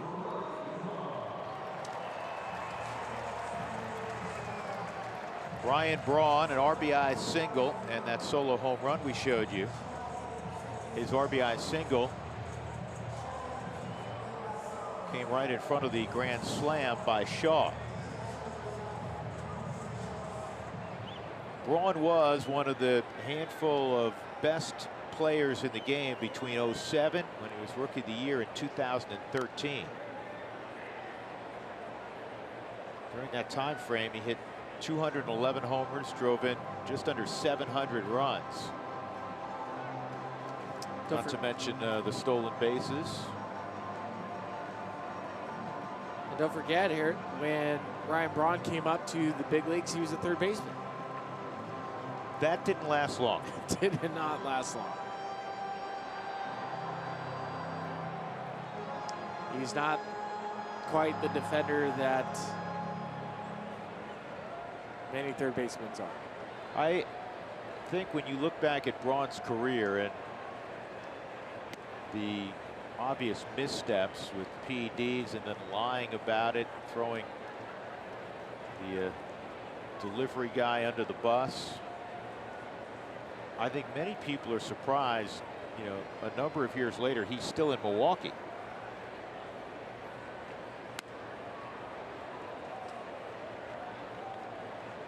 There were rumors for a couple of years going that he would be in Los Angeles at a couple different trade deadlines. Well, I think part of the reason why he's still in Milwaukee is that he's always been big in the community. He's always given a lot. He made his mistakes. Ground ball to third. Nolan will throw out Braun by a step. This community, the Milwaukee community, has forgiven him. But then from the baseball sensibilities from other general managers is that's a really large contract for me to take on this caliber of player. And that's certainly part of it, the economics. I mean, during his heyday, before the infamous incident and the revelation that he did use performance-enhancing drugs, he had a fancy restaurant right on the Milwaukee River downtown. The 2 most famous people in the state of Milwaukee were he and Aaron Rodgers, who had become fast friends.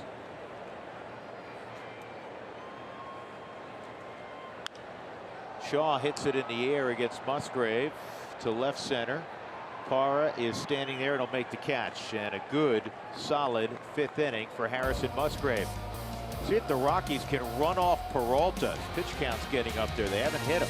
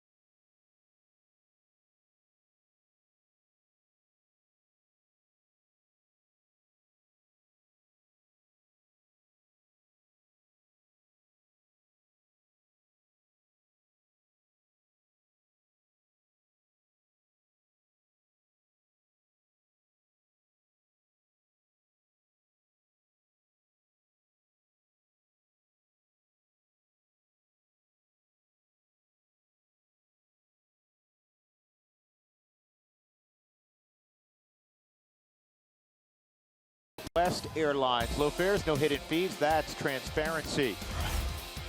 That's Matt Holliday. He's played for the Rockies. Big, strong guy. He's had a nice big league career, and now he plays for the Albuquerque Isotopes. Last night, in his first ball game in Albuquerque, with a smile on his handsome face, he went 2 for 4, single-double, and a walk. And shockingly, he's still very close friends with my partner, Ryan Spilborn. Yeah, DJ LeMahieu will lead it off in the top of the 6th. How about that? You're off of baseball for 8 months and you go 2 for 4 in a AAA game with a walk? That's pretty good. How many, Spilly, drawing on your career in the big leagues and your spring trainings in the big leagues, how many at-bats, if all goes well, does he need? My guess would be somewhere in the neighborhood of 50. 50 at-bats. 50 at-bats in minor league baseball with other players that you have to get in. And Holliday's primarily going to be used as a DH and pinch hitter. That's going to take several weeks.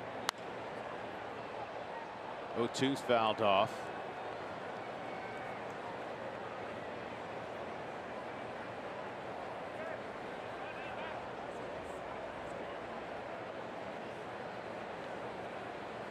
(7-2). Rockies down. Not impossible, though. Working against Peralta here, who's 92 pitches in the 6th inning.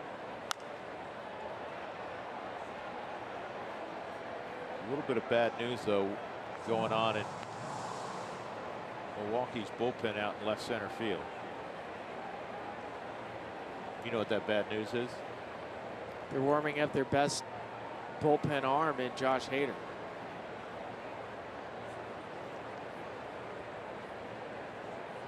Think Adam Ottavino from the left side. I think certainly in the National League, which we naturally are able to follow much more closely, the 2 best setup men in baseball this year, excuse me, in the National League, have been Josh Hader and Adam Ottavino.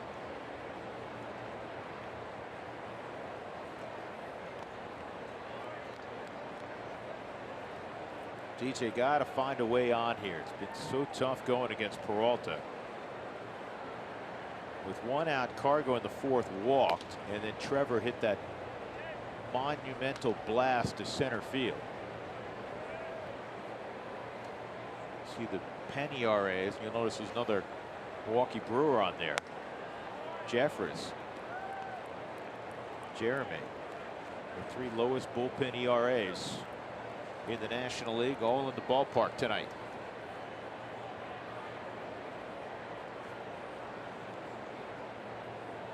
Three and 2 on DJ. He walked in the 1st against Peralta.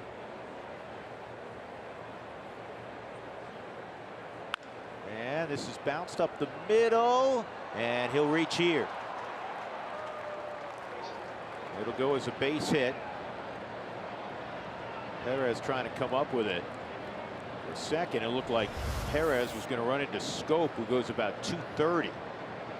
Well, you are going to have kind of that learning curve for this Milwaukee Brewers infield as Scope is now added to the mix. Maybe over time when they realize, hey, that's Scope's ball, or Jonathan realizes Perez will make that play.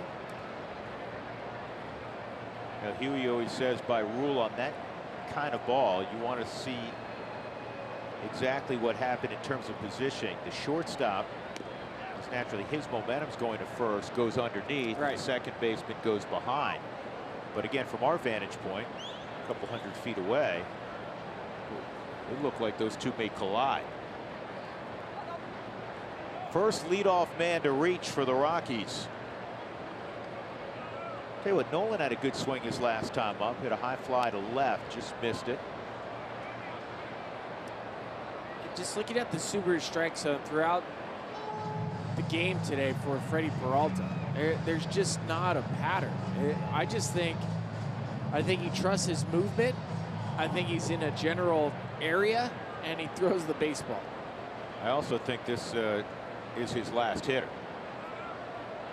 Cargo on deck. Here's pitch number 100. That is line foul. Even that swing for Nolan in a 1-1 count. Very defensive swing. It's almost like a 2-strike trying to foul a pitch off.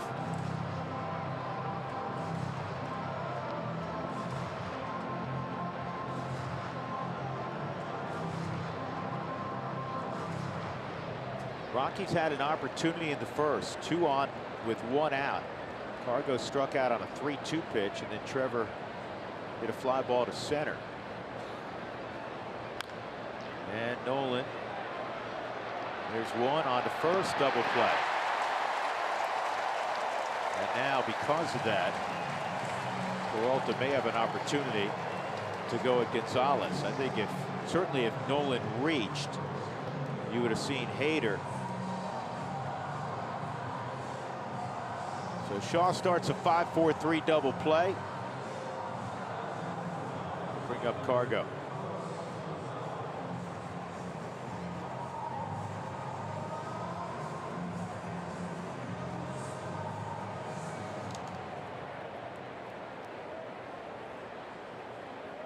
Cargo came into the ball game with 14 home runs after last night's 2-run shot. He had 14 all of last year in 199 fewer plate appearances.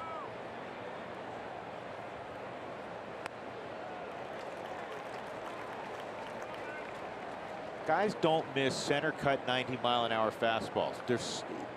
There's late cut. There's something to this young man's delivery where guys don't pick it up. And it's not just the Rockies. As I said, the most hits he's given up in a start this year is 5. When he's had a hiccup, it's more because he's walked some guys. Look at how Pena is setting up behind home plate. He's just basically, here's my body. I'm more or less in the middle part. Throw the ball over here and let your movement work. There's a curveball. I want it kind of in the dirt. All right, I'll take that for a strike. Here's the hits he's allowed. 1, 3, 4, 2, 1. 7 innings against Kansas City. 3. The 5 and 5 innings at Cincinnati. 3, 3, 4, 3, and tonight he's given up 2. And the one by DJ didn't leave the infield.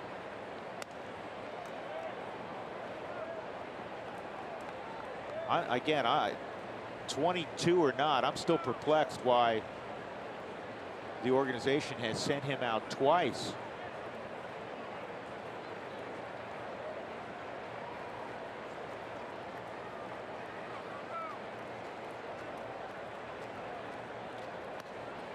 Three and 2. His numbers were pretty solid in the minor leagues. I mean, a year ago, he started the year in Carolina in High A. Then he was moved up to Double A Biloxi. I mean, good numbers, Spilly, but not like this. He's had better numbers his first 10 starts in the big leagues than he had down under. 3 and 2 on Cargo.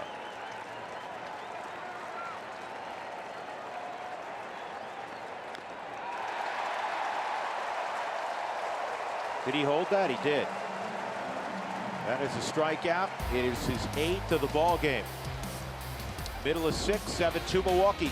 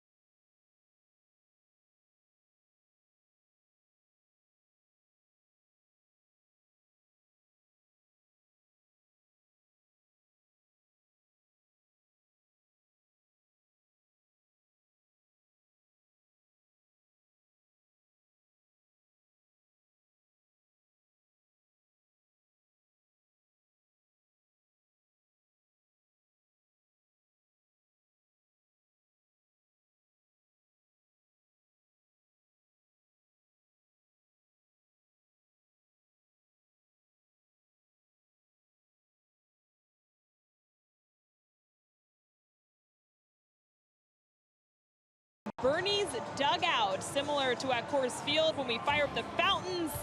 Here, Bernie slides down the slide, and guess what? UC Health, rock your routine. I rocked the routine, and I rode down the slide today. Came in a little hot. Check this out. Going down. Oh, running into the wall. There I go. It was fun, though. I got a little scared, as I mentioned earlier. I was flying down the slide. I was yelling, and apparently later they said they could hear me in the dugout.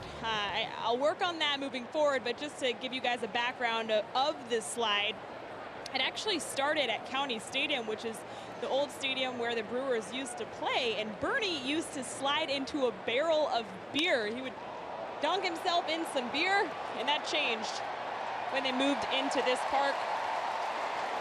Drew, I'll let you take this one. Well, Perez is hunting a triple, and he'll have one without a throw. He had a home run earlier tonight, and now a leadoff triple in the bottom of the 6th inning against Harrison Musgrave. Bernie the Brewer was walking over thinking he may have to take a trip down that slide. Fortunately, he does not. Perez gets a ball, center cut. Just splits the outfield defense, and there's a corner here at Miller Park where it can shoot off just like it did for Charlie Blackmon. Playing that angle, giving him an extra couple steps for Charlie to pick up, so Perez can make it to third fairly easily.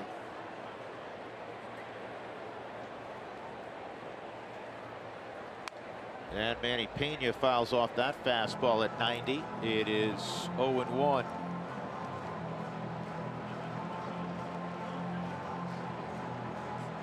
Orlando Arcia is in the on-deck circle. He's going to hit for Freddie Peralta.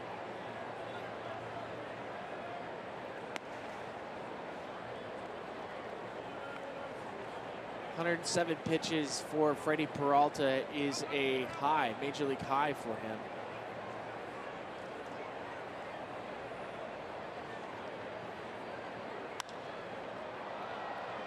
Good pitch. This is going to be handled by Charlie, and here comes Perez. Here comes the throw to the plate. Not in time.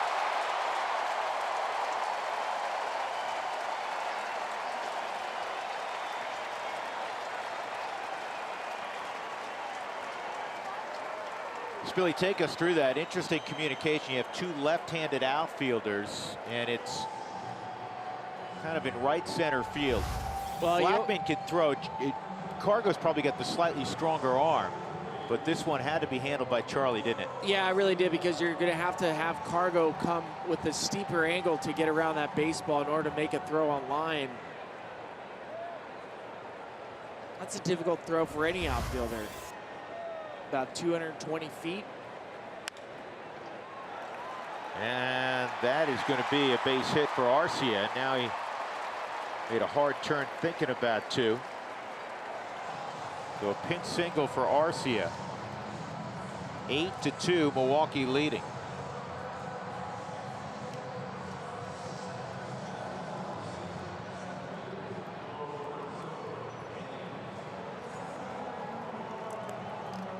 Just a couple of years ago, Arcia was going to be their shortstop for the foreseeable future. Slick glove.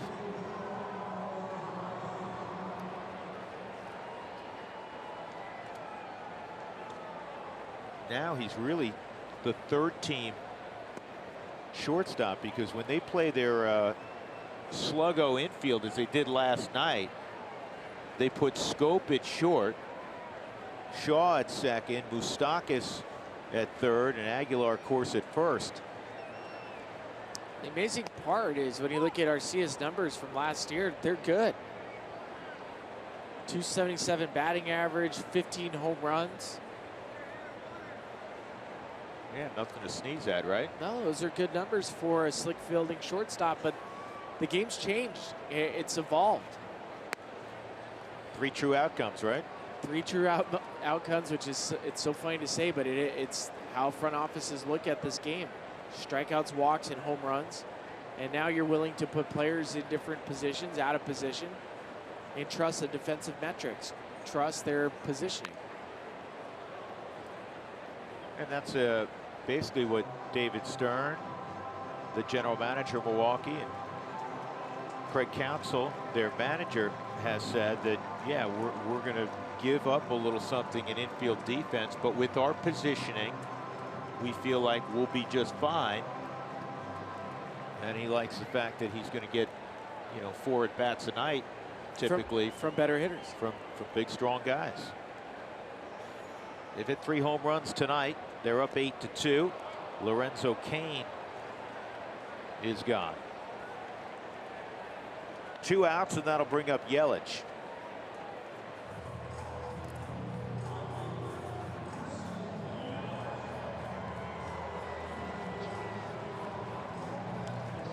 Yelich a double, a deep fly ball to center, and a single. Since the All-Star break, Yelich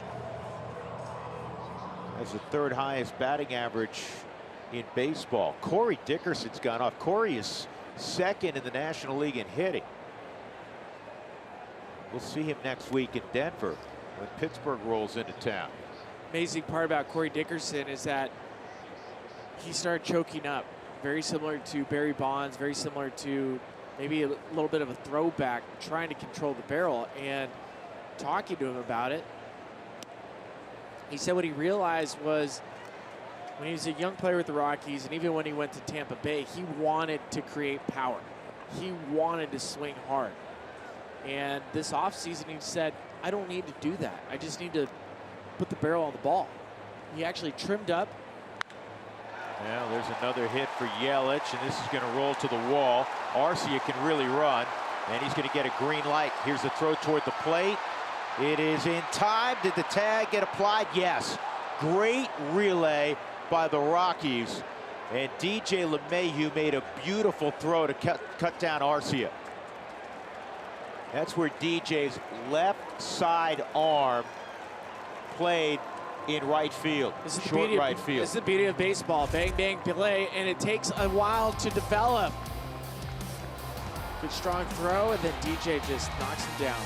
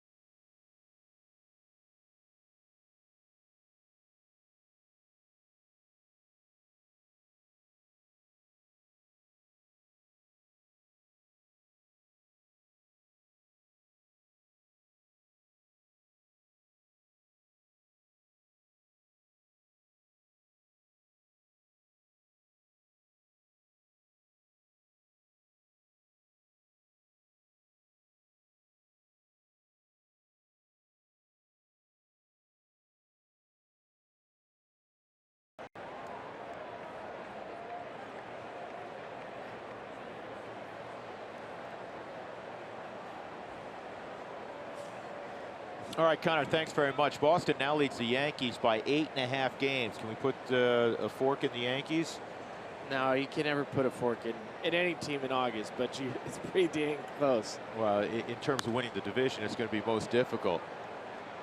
There's some changes for Milwaukee to tell you about. It begins on the mound with Corey Knebel. It's interesting, Knebel's in this game in the 7th inning. He has 14 saves for the Brewers this year. Trevor Story, a 2-run home run. That's the entirety of the Rockies offense tonight. Homered last night, and he takes a strike there. It's 0-2. This is the first hit also the Rockies got off of Freddie Peralta.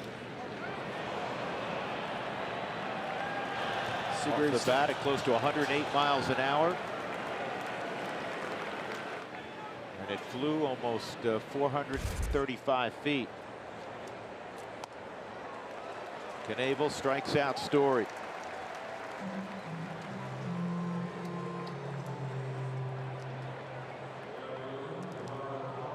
So the line on Freddie Peralta, 6 innings, a couple runs, just 2 hits. He walked 2, struck out 8, and he hit a batter. He's now thrown 11 2/3 against the Rockies this year and allowed 3 hits and struck out 21.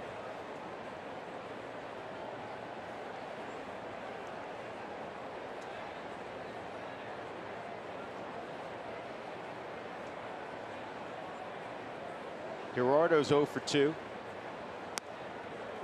Takes a strike. Arce is now at short.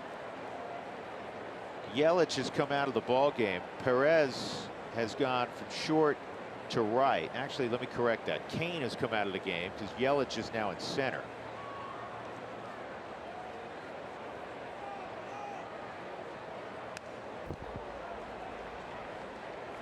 So you got that. Arce at short.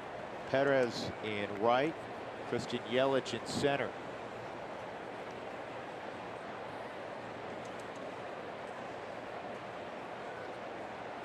Two strikes to count on Gerardo Parra.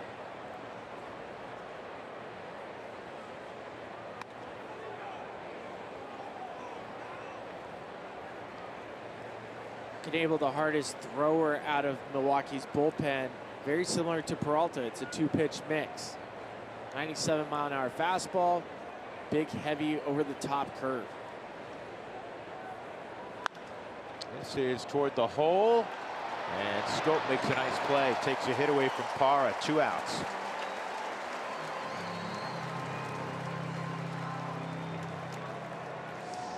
Let Coors Field be the backdrop for your next game day or non-game day meeting or special event. Groups of 15 to 200 will enjoy great views of the city as well as the field for this unique venue.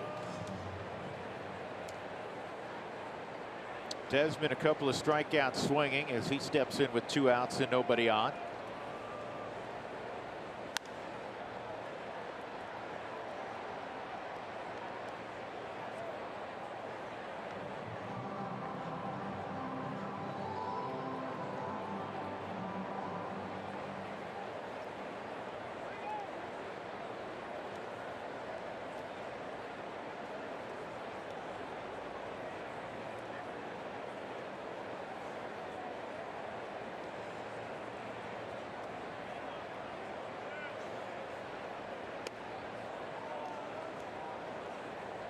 Kind of rears back and fires. Loads up on that back leg. Here it comes.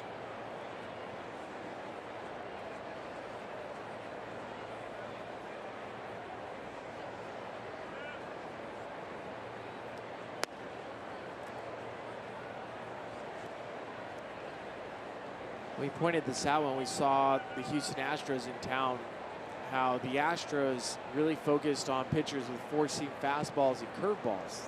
The Brewers, very similar. You have fastball, curveball, and change as the main secondary pitches for this pitching staff.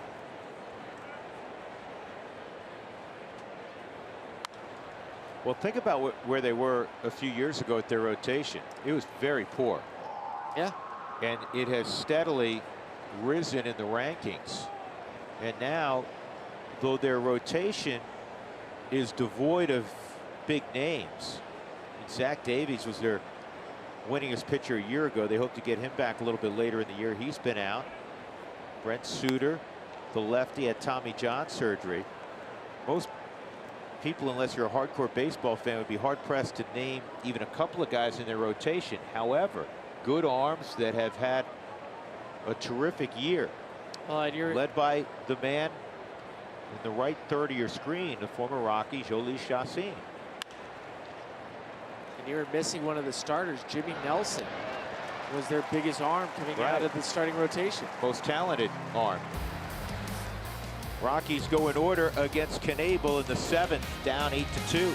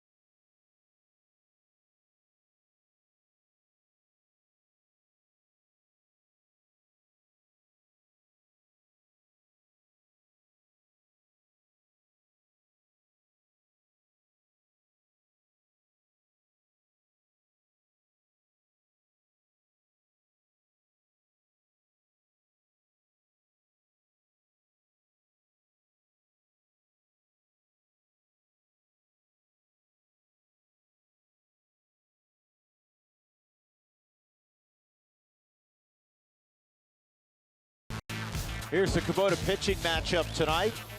Tyler Anderson, Freddie Peralta, and for the first time in a long time, it was a rough night for Tyler. He gives up 7 runs in 4 innings. 6 of those came in the first inning when he gave up a grand slam to Travis Shaw.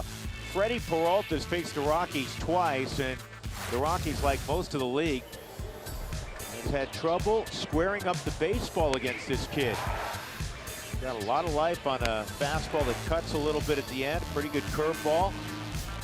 And he has dominated the Rockies. He's allowed only 3 hits against Colorado in 2 starts against them. The Rockies got their runs, a 2-run shot by Trevor Story, one of the 2 hits they got tonight. New pitcher for the Rockies, Brian Shaw, after 2 innings of Harrison Musgrave, and his first pitch is in there, a strike on Jesus Aguilar. Struck out in the 4th, couple of walks earlier in the ball game. This is a guy the Rockies need. He's got to, we've been saying for a while, get it together where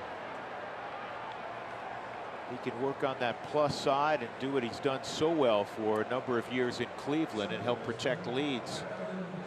Gets Aguilar on a fly ball to left field. And that'll bring up Jonathan Scope. Shaw did have a good outing, his last outing in St. Louis, through an inning. Gave up a leadoff hit, but then struck out 2 batters in the rest of the inning.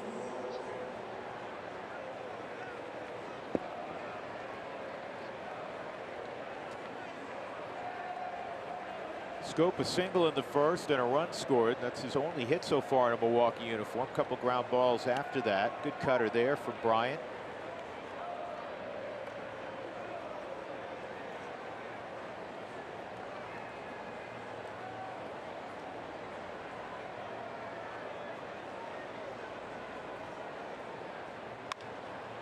That's a slider, and it's hit in the air to center. Charlie's got it. And with 2 outs, Ryan Braun in the bottom of the 7th will come up.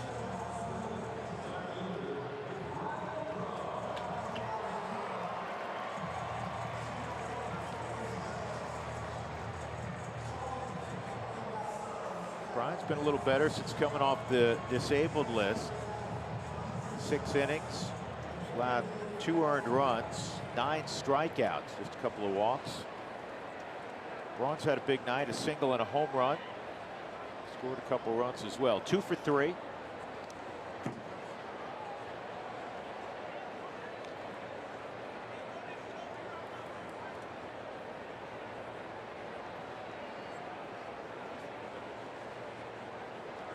Tough couple of days, obviously, for Wade Davis. Many things you admire about Wade Davis. He felt worse for the team than, you know, his own personal stats. It just, you know, when you handle that 9th inning and you're as prideful and as professional as Wade, it's gut-wrenching. But it's not, it should never fall on the lap of one player. I mean, No, and you know who said that right after the game? A couple of guys who stepped forward in that clubhouse, and that's what you want. Wade was one of them, and the other guy was Carlos Gonzalez. Carlos was by his locker, and he said, hey, we win together, we lose together. It never, as you said, Spilly, falls on one guy.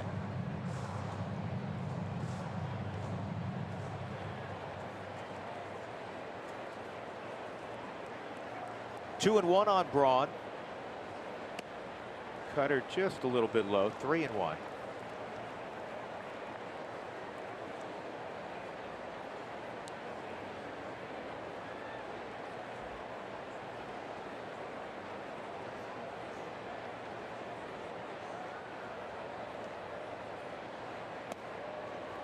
And a 2-out walk.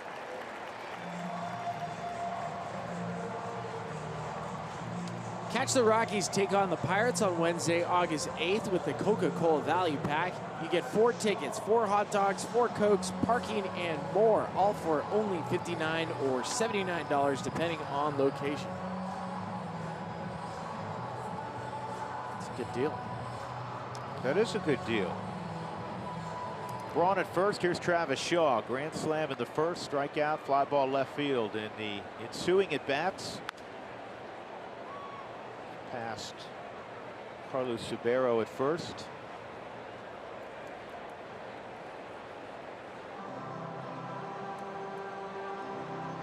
Shaw's hit 3 home runs against the Rockies this year in 6 games.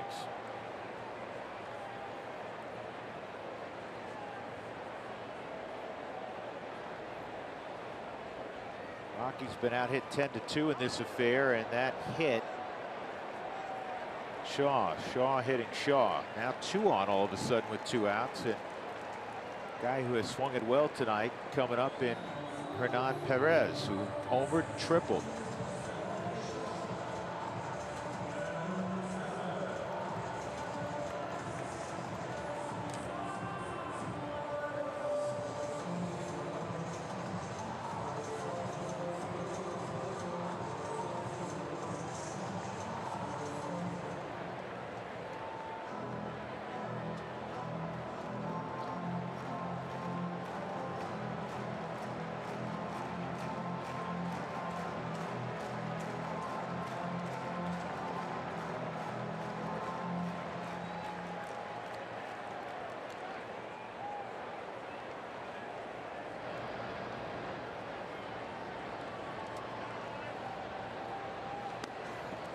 There's a first pitch strike.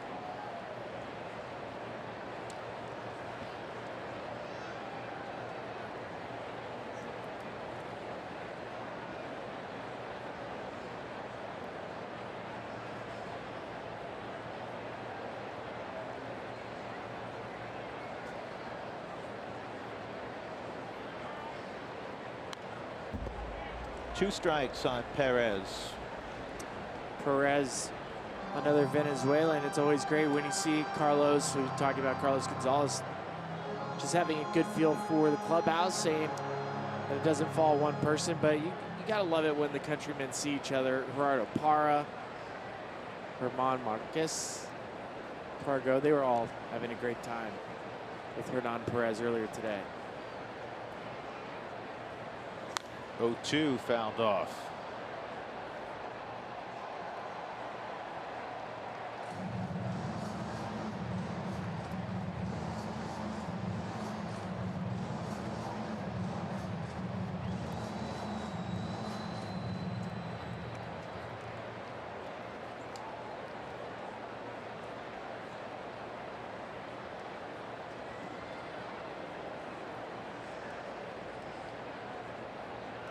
Bottom of the 7th, 2 on, 2 outs, and that is lined at Cargo. He'll make the catch to end the inning.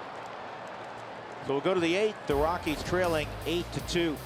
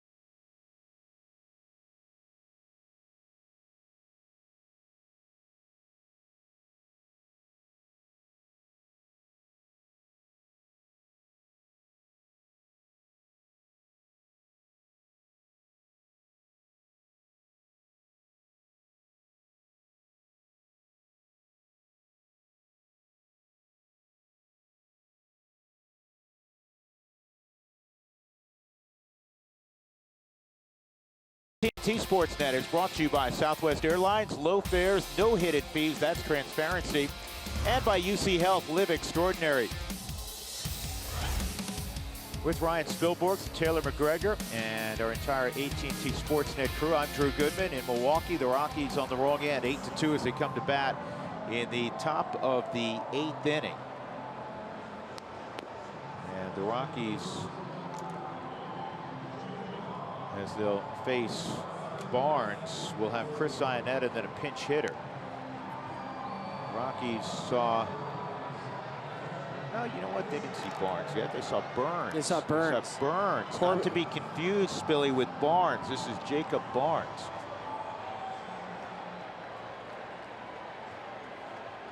Corey Knebel worked a 1-2-3 7th inning.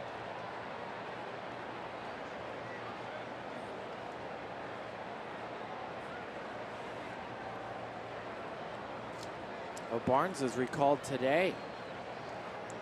Had some decent numbers down in Colorado Springs. You have decent numbers in Colorado Springs, you're doing something. That's a tough place to pitch, as Rockies pitchers knew for a long period of time. Rockies a few years ago moving to Albuquerque. So Barnes was at Security Field in beautiful Colorado Springs. 2-0. Love my time in Colorado Springs. Did they love you, though? I think so. They liked you?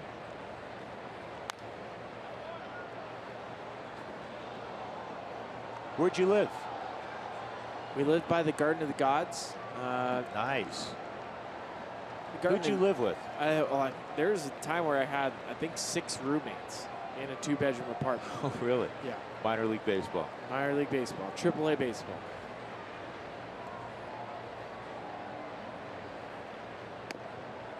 That ball cut pretty good. 3-1. Good take by Iannetta. Who were they? I had Tony Miller, Jeff Salazar, Sean Barker, Doug Bernier, myself, all in one apartment. I remember all those guys. This ball is pretty well hit, but it's going to be gathered in out there by Perez.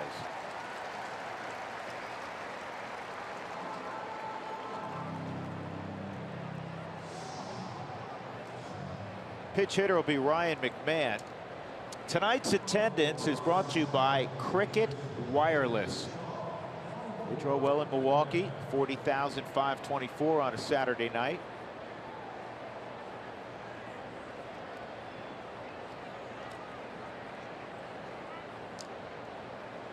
Here's McMahon against Jacob Barnes.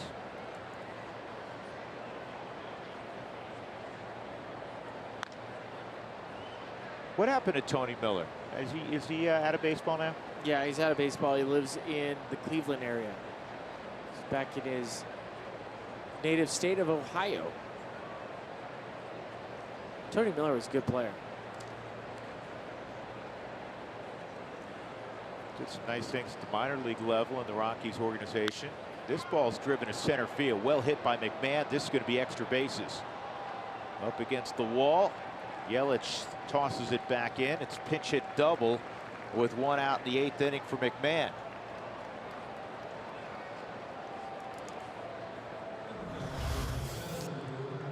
McMahon gets it what looks like maybe a short slider or maybe a cutter in the middle portion of the plate, but it's nice to see McMahon with a more direct path with his bat playing. He's hit a lot better, far more consistent with his swing since we've seen him recalled.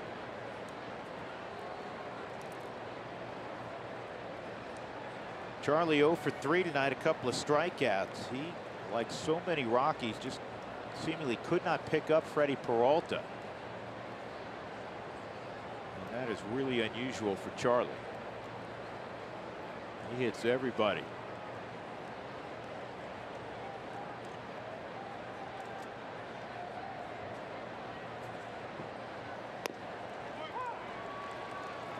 At the bottom of the zone for a strike. So the Rockies, Spilly, gave up 6 runs in the first inning. We've talked ad nauseum about the issues in the first inning. Do you know that in innings 2 through 5, the Rockies have a 3.11 ERA, which is second best in baseball? So the first inning is the poorest in baseball. The next 4 are the best, well, excuse me, the second best in baseball. That's something. It's amazing. I think Doug and I, we looked at some numbers, what, about a month ago? If we were to combine the first inning, the 6th, and the 7th, those 3 innings. No good. And then compared against the other 6 innings, there was more runs given up in those 3 innings than all the other innings combined.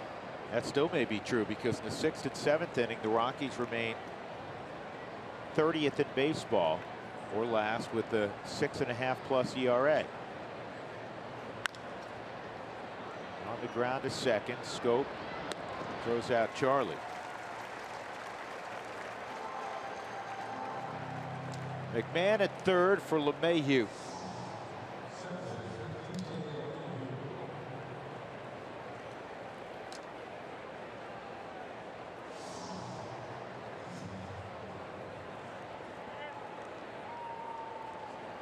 Tonight for DJ, his 797th start at second base. That is more than twice as many as the second most starts that a Rocky has previously made at second. That would be Eric Young Sr. EY made 398 starts.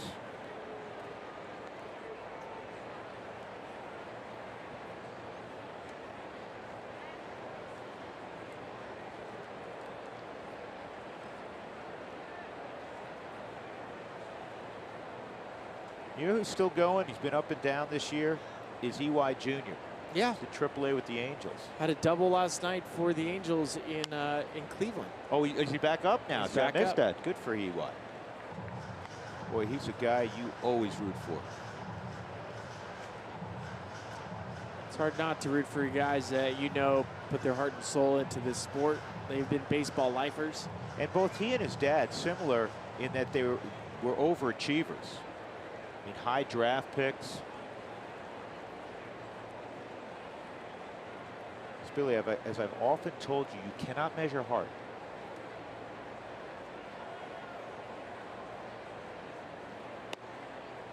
Two and one.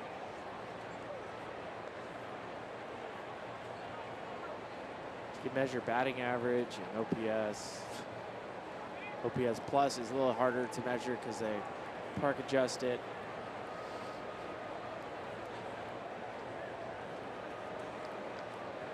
XFIP. That's hard to measure because it's crazy. It's walks, hits. 2 balls, 2 strikes. XFIP is pretty simple.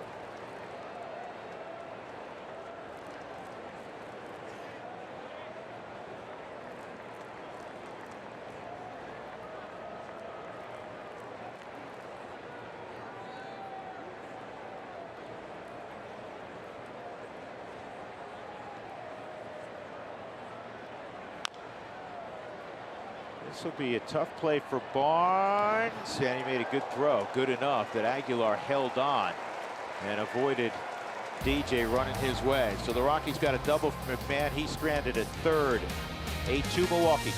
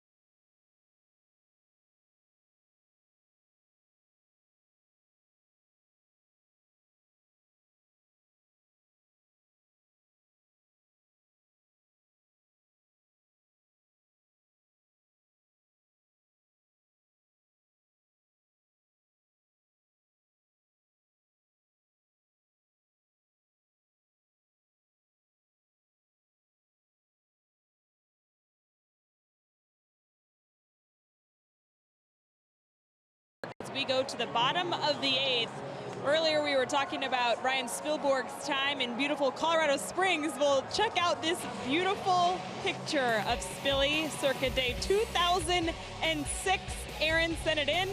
Aaron, I'm proud of you for having this on file to be able to send it to us. I'm reading a little bit of what it says. It said, Ryan had a breakout season last year, posting the 10th highest overall batting average among full season minor leaguers. It was also the first time in his 4-year professional career at that point that he had hit above 281. Congratulations, Spilly. What a year, 2006. Hey, was that the year you lived with 6 roommates? Maybe there was something to do with that. I like the photo. It's a bad photo. Good hair, though. Good mop. Great. Your hair looks the exact same today as it did in that photo. Taylor's my #1 fan. Thank you, Taylor. The hat was a little cockeyed, though. It's California style, flat brim. First time I ever hit over 281. He had a 300 batting average, Late and you bloomer. screwed it up in 2007. Oh, yeah. Manny Pena is leading off. Jake McGee's on the mound for the Rockies in the bottom of the 8th. Brewers got 6 in the first. And it's been an uphill climb for the Rockies ever since. Freddie Peralta had a lot to do with that. He was nearly unhittable. And Rockies had their chance in the first inning to just kind of reestablish some early lead against the Brewers. First and second with 1 out with Cargo and Story coming up. Good pitch by Jake at 96. Well, I mean, this is an obvious statement. We talked about it a bunch with Brian Shaw. And the Rockies need Brian Shaw to be Brian Shaw the next couple of months. They need Jake McGee to be Jake McGee the next couple of months. And you almost want to steal an analogy, if you, or make an analogy, if you will, to Cargo from last year. Cargo was a big part of that late playoff push because he was Cargo the last 6-7 weeks of the season. Rough season prior to that.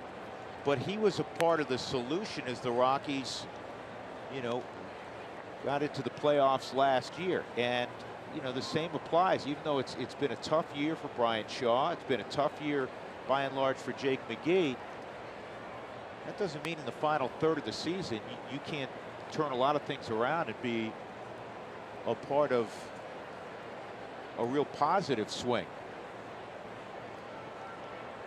Well, we pointed this out about the Rockies' schedule. When you get into September, it is basically a 3 weeks of all in division baseball games.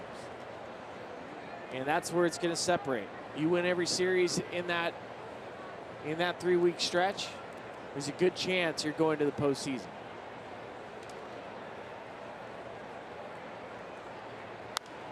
Arcia fouls this off.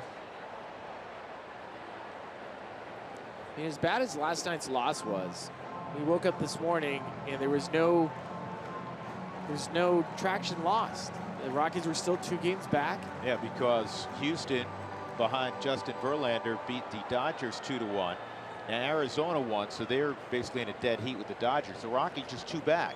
And they're actually further back in the wild card now. They're 2.5 back because Milwaukee has got that final spot in the wild card. Milwaukee, or they have the top spot in the wild card. Milwaukee has the second best record, folks. I don't know if you realize this, in the National League behind the Chicago Cubs, who you know, clearly are in the same division.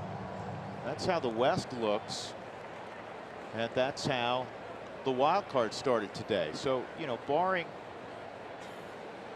you know, a miracle comeback, the worst the Rockies will be is 3 games back, and they've had, you know, a very, very, maybe throw another very in there, difficult week.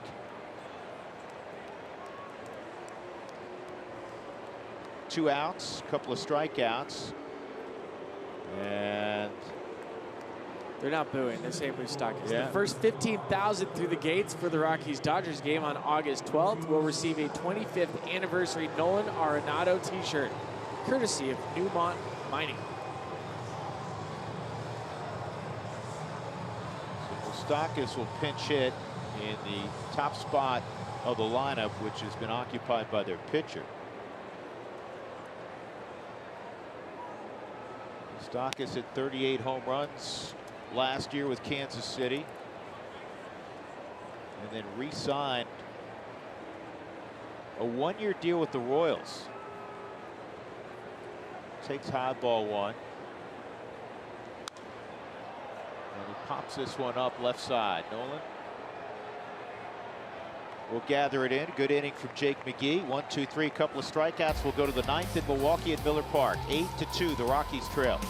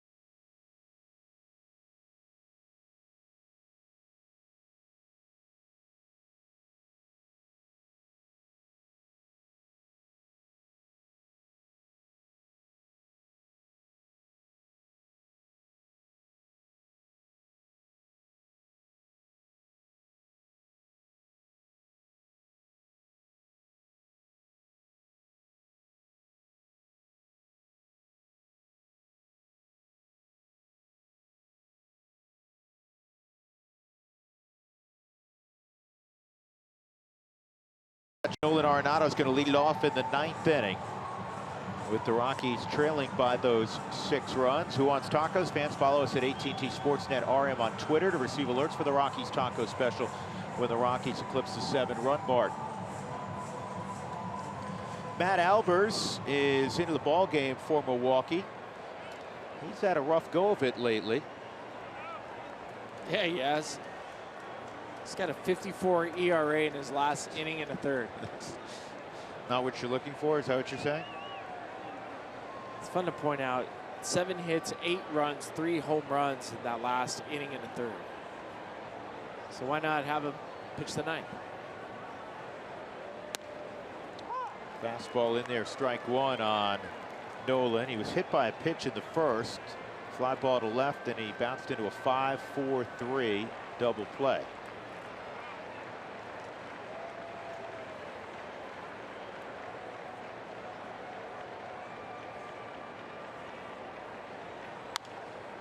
And that's lined into the screen. Thank goodness for the screens. That would have taken somebody's head off.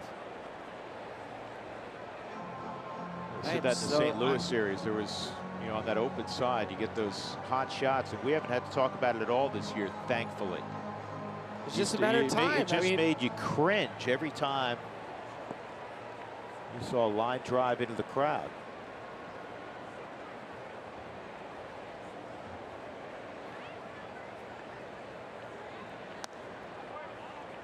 Down low, 1-2.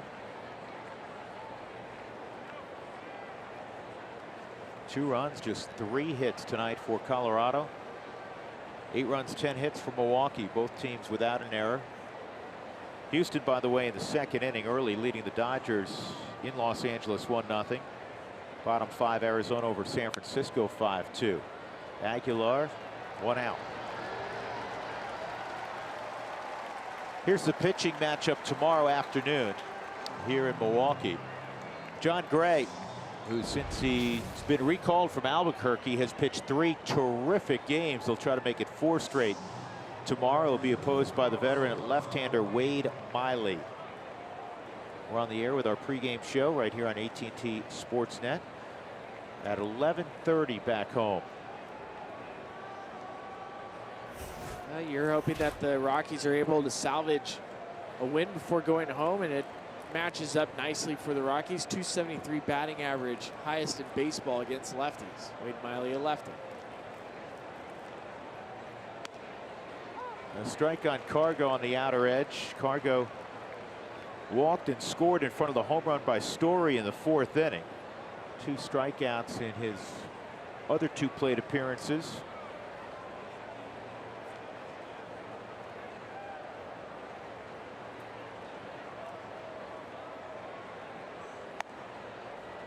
Up and in. Rockies have hit 65 road home runs now, folks. They have 59 home runs at home.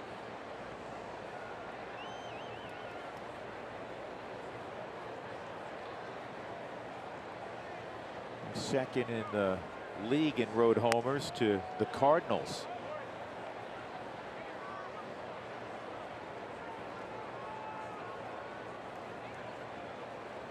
Actually, let me correct that. They have 74 road home runs and 67 at home. The point was they have more road home runs than home runs. And you can't read your writing. I can't.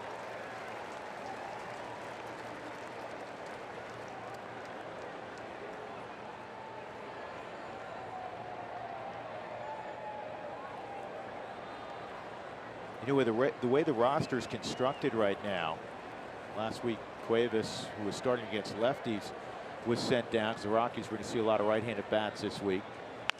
This is foul. Oh, nice play by Stu Cole. You're going to see Cargo and Parra start virtually every game along with Charlie in the outfield. And you would want that anyhow, because we know how well Cargo's gone the last couple of months, and Parra has swung the bat well also.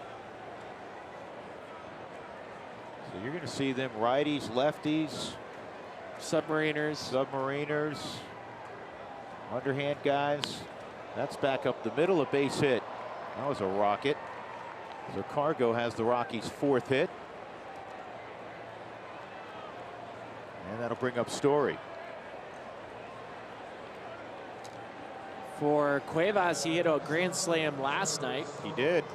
Pulled it. Michael Tauchman hit a grand slam tonight, his 18th home run. Good for Mike. Mike's a, an intriguing prospect. When he's been up this year, he hasn't been able to get untracked. Mike Tauchman continues to get better. One of the things they wanted him to do a couple of years ago was trying to hit for more power. He could always hit. Hit collegiately at Bradley. He's hit for average in the minor leagues. Well, he's added, Spilly, the last 2 years, the power component. He can run. Good outfielder, can play all 3 outfield spots. Yeah. But at the same time, he still just has yet to have results, consistent results at the major league level, where it's hard to see that level of production. The Rockies just haven't seen it at this level. It's great to see it in the minor leagues, but you want to see it here. You want to see what he can do.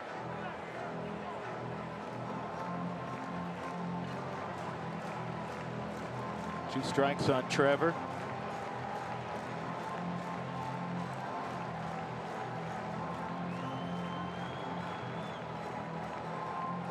How about this Story against the Brewers this year?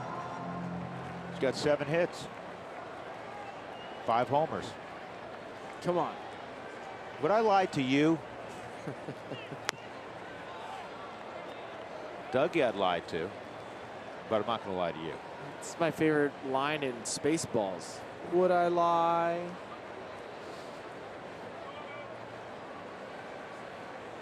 Dougie, you know how many home runs Story has this year against Milwaukee? He has 7, you're right. No.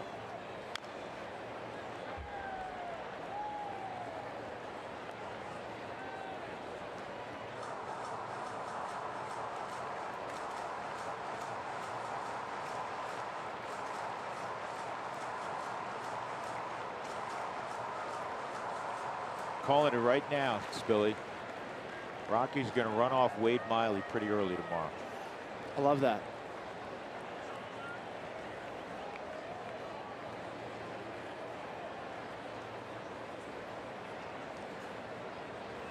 One, 2 on Story.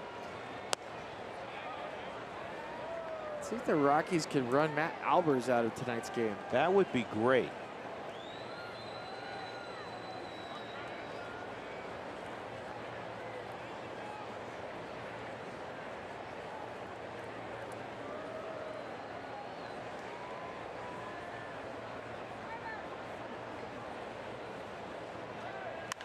Well, this may go a long way to doing that.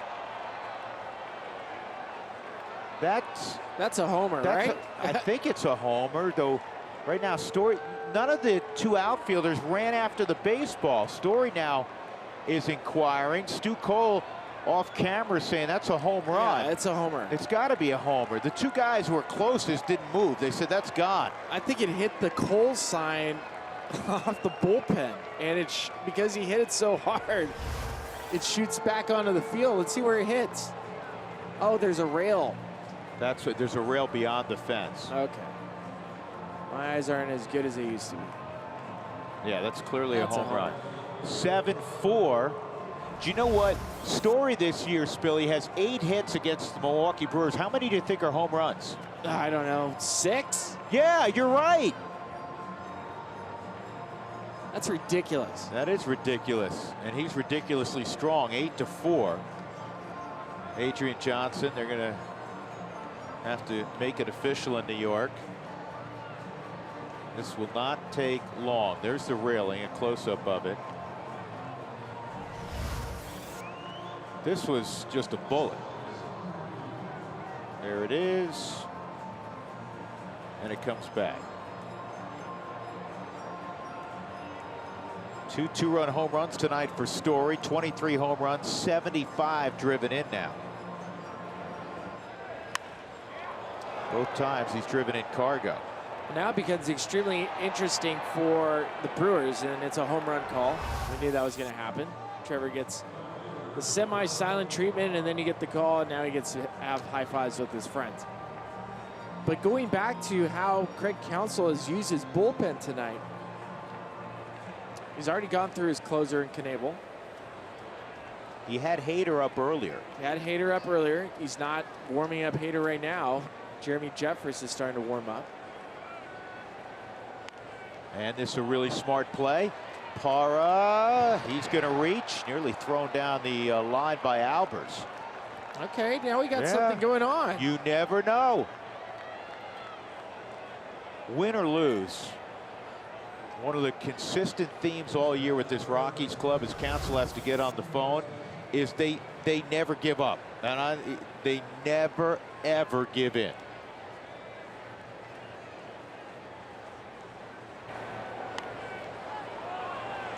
Good idea from Gerardo.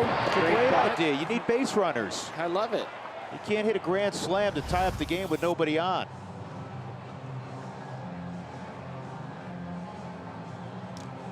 That'll bring up Desmond. 3 straight hits with 1 out in the 9th.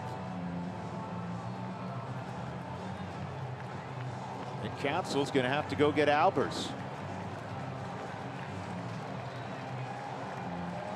It's been a rough stretch for Matt Albers. So the Rockies making some 9th inning noise here in Milwaukee.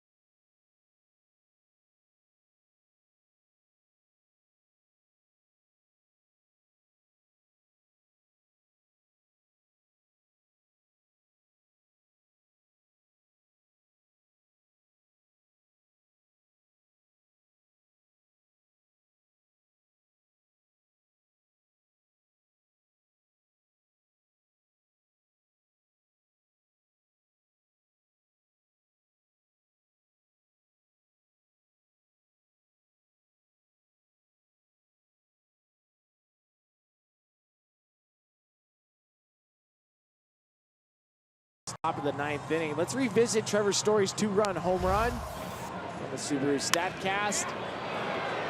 109 miles an hour off the bat, 19-degree launch angle. That is a line drive, 392 feet. Remember the blast earlier in the game? We thought that thing was hit. That was off the bat at about 107.5. This was hit even harder. Those two guys both hit the ball really hard. So Ian Desmond, and it's Joakim Soria, the former Royals closer. He was picked up from the White Sox recently by Milwaukee.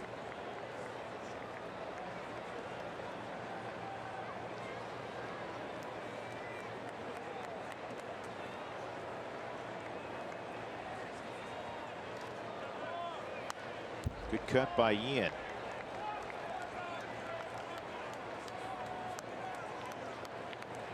We're talking about the road home runs. The Rockies have the 4th best road home run to at-bat ratio in Major League Baseball. They hit a road home run about every 27 at-bats. That skips across. 1 ball, 1 strike.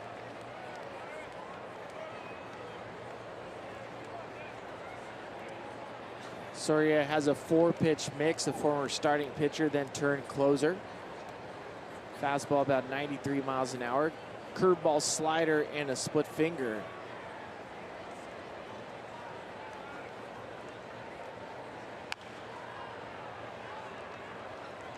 Did you know Under Armour made gloves? Under Armour makes everything. I knew they made virtually everything. I didn't know they made baseball gloves.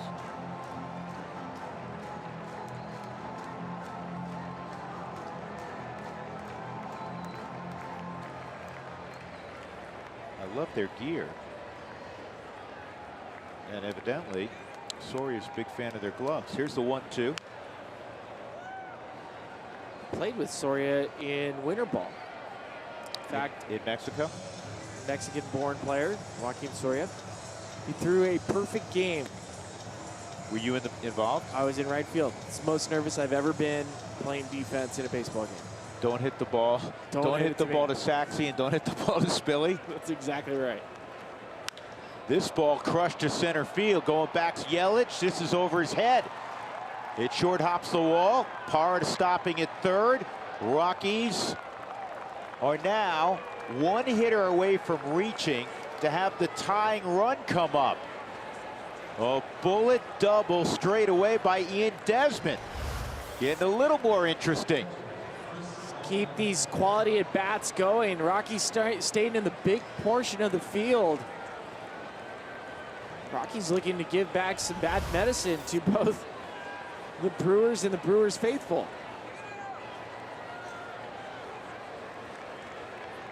Now Josh Hader's going to have to get up.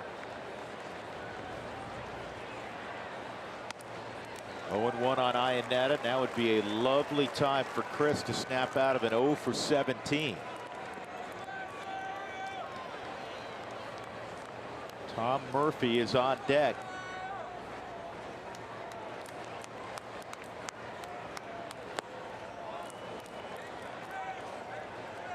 I think for guys that work the ninth inning, and Soria no stranger to working the ninth inning, when there's a game where it's lopsided, this game started the ninth inning lopsided, and Albers is going to go get 3 outs, and you're going to shake hands. All of a sudden, you know, things go a little haywire. Now you're up.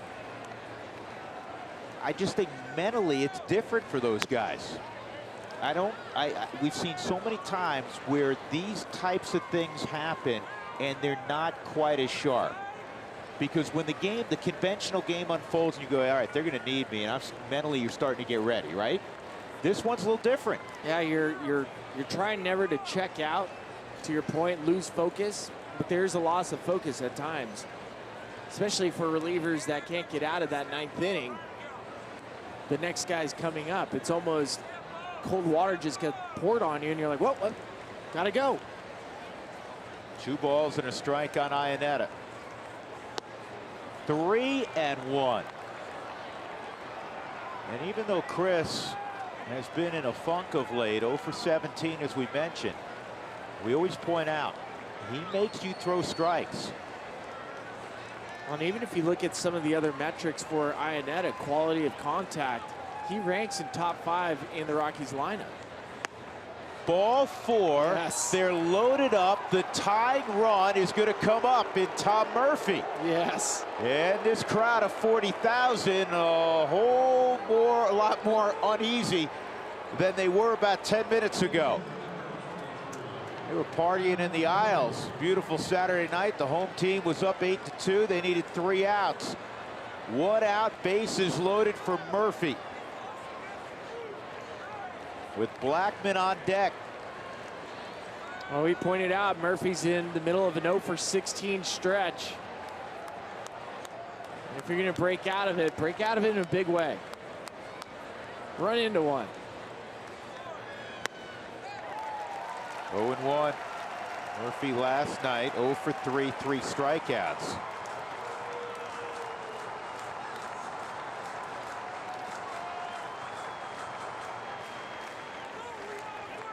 Rockies on the top step of the dugout.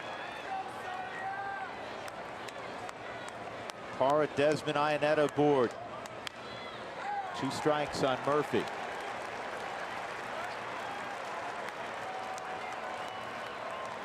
Two runs in this inning on the 2-run blast by Story, his second 2-run homer of the game.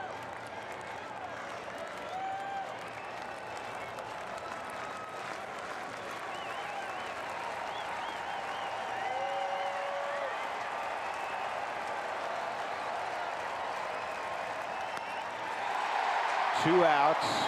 Now the question is, will Blackman face Soria or Hader, who's been throwing? You got to figure if Hader got up, it's for Blackman. And here comes Counsell. Well, 10 strikeouts on the night for the Rockies, and if anything, you can live with the strikeout because it at least guarantees that Charlie Blackman will come up and face one of the best in baseball, Josh Hader. We'll get that matchup when we come back. Bases loaded.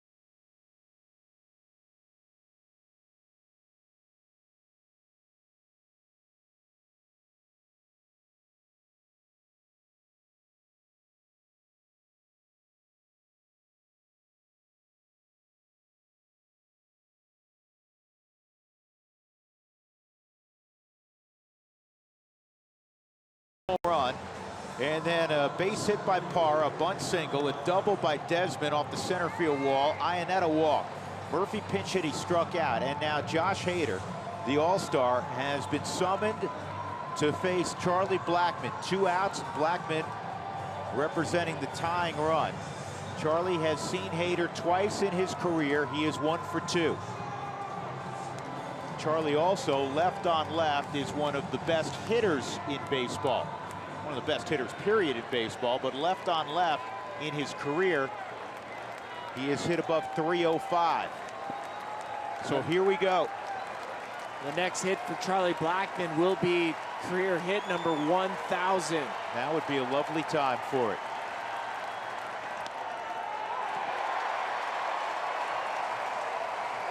Charlie got a slider. It's 0-1.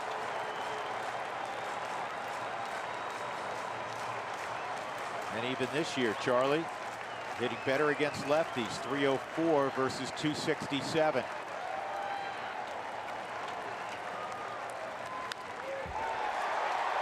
.95 fouled off. 2 strikes. Pretty good swing. He was very short to that. Hader's just having an incredible season. If Hader gets a strikeout, that's 100 strikeouts for him in 54 innings, which is just remarkable.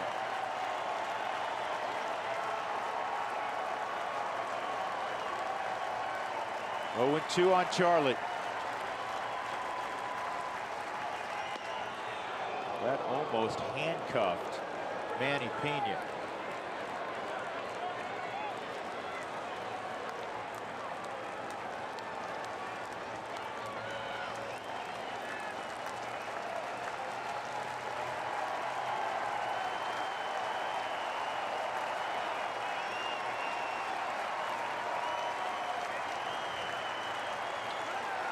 One, 2.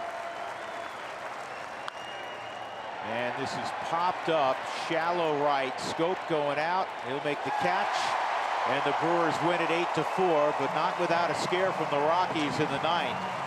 The Rockies score a pair and load the bases. Hader will get the save, Peralta gets the win. Tyler Anderson takes the loss. For Hader, his 8th save this year. And the Brewers have taken the first 2 of the series. Tonight, the final score 8-4 over the Rockies as they scored 6 in the first inning.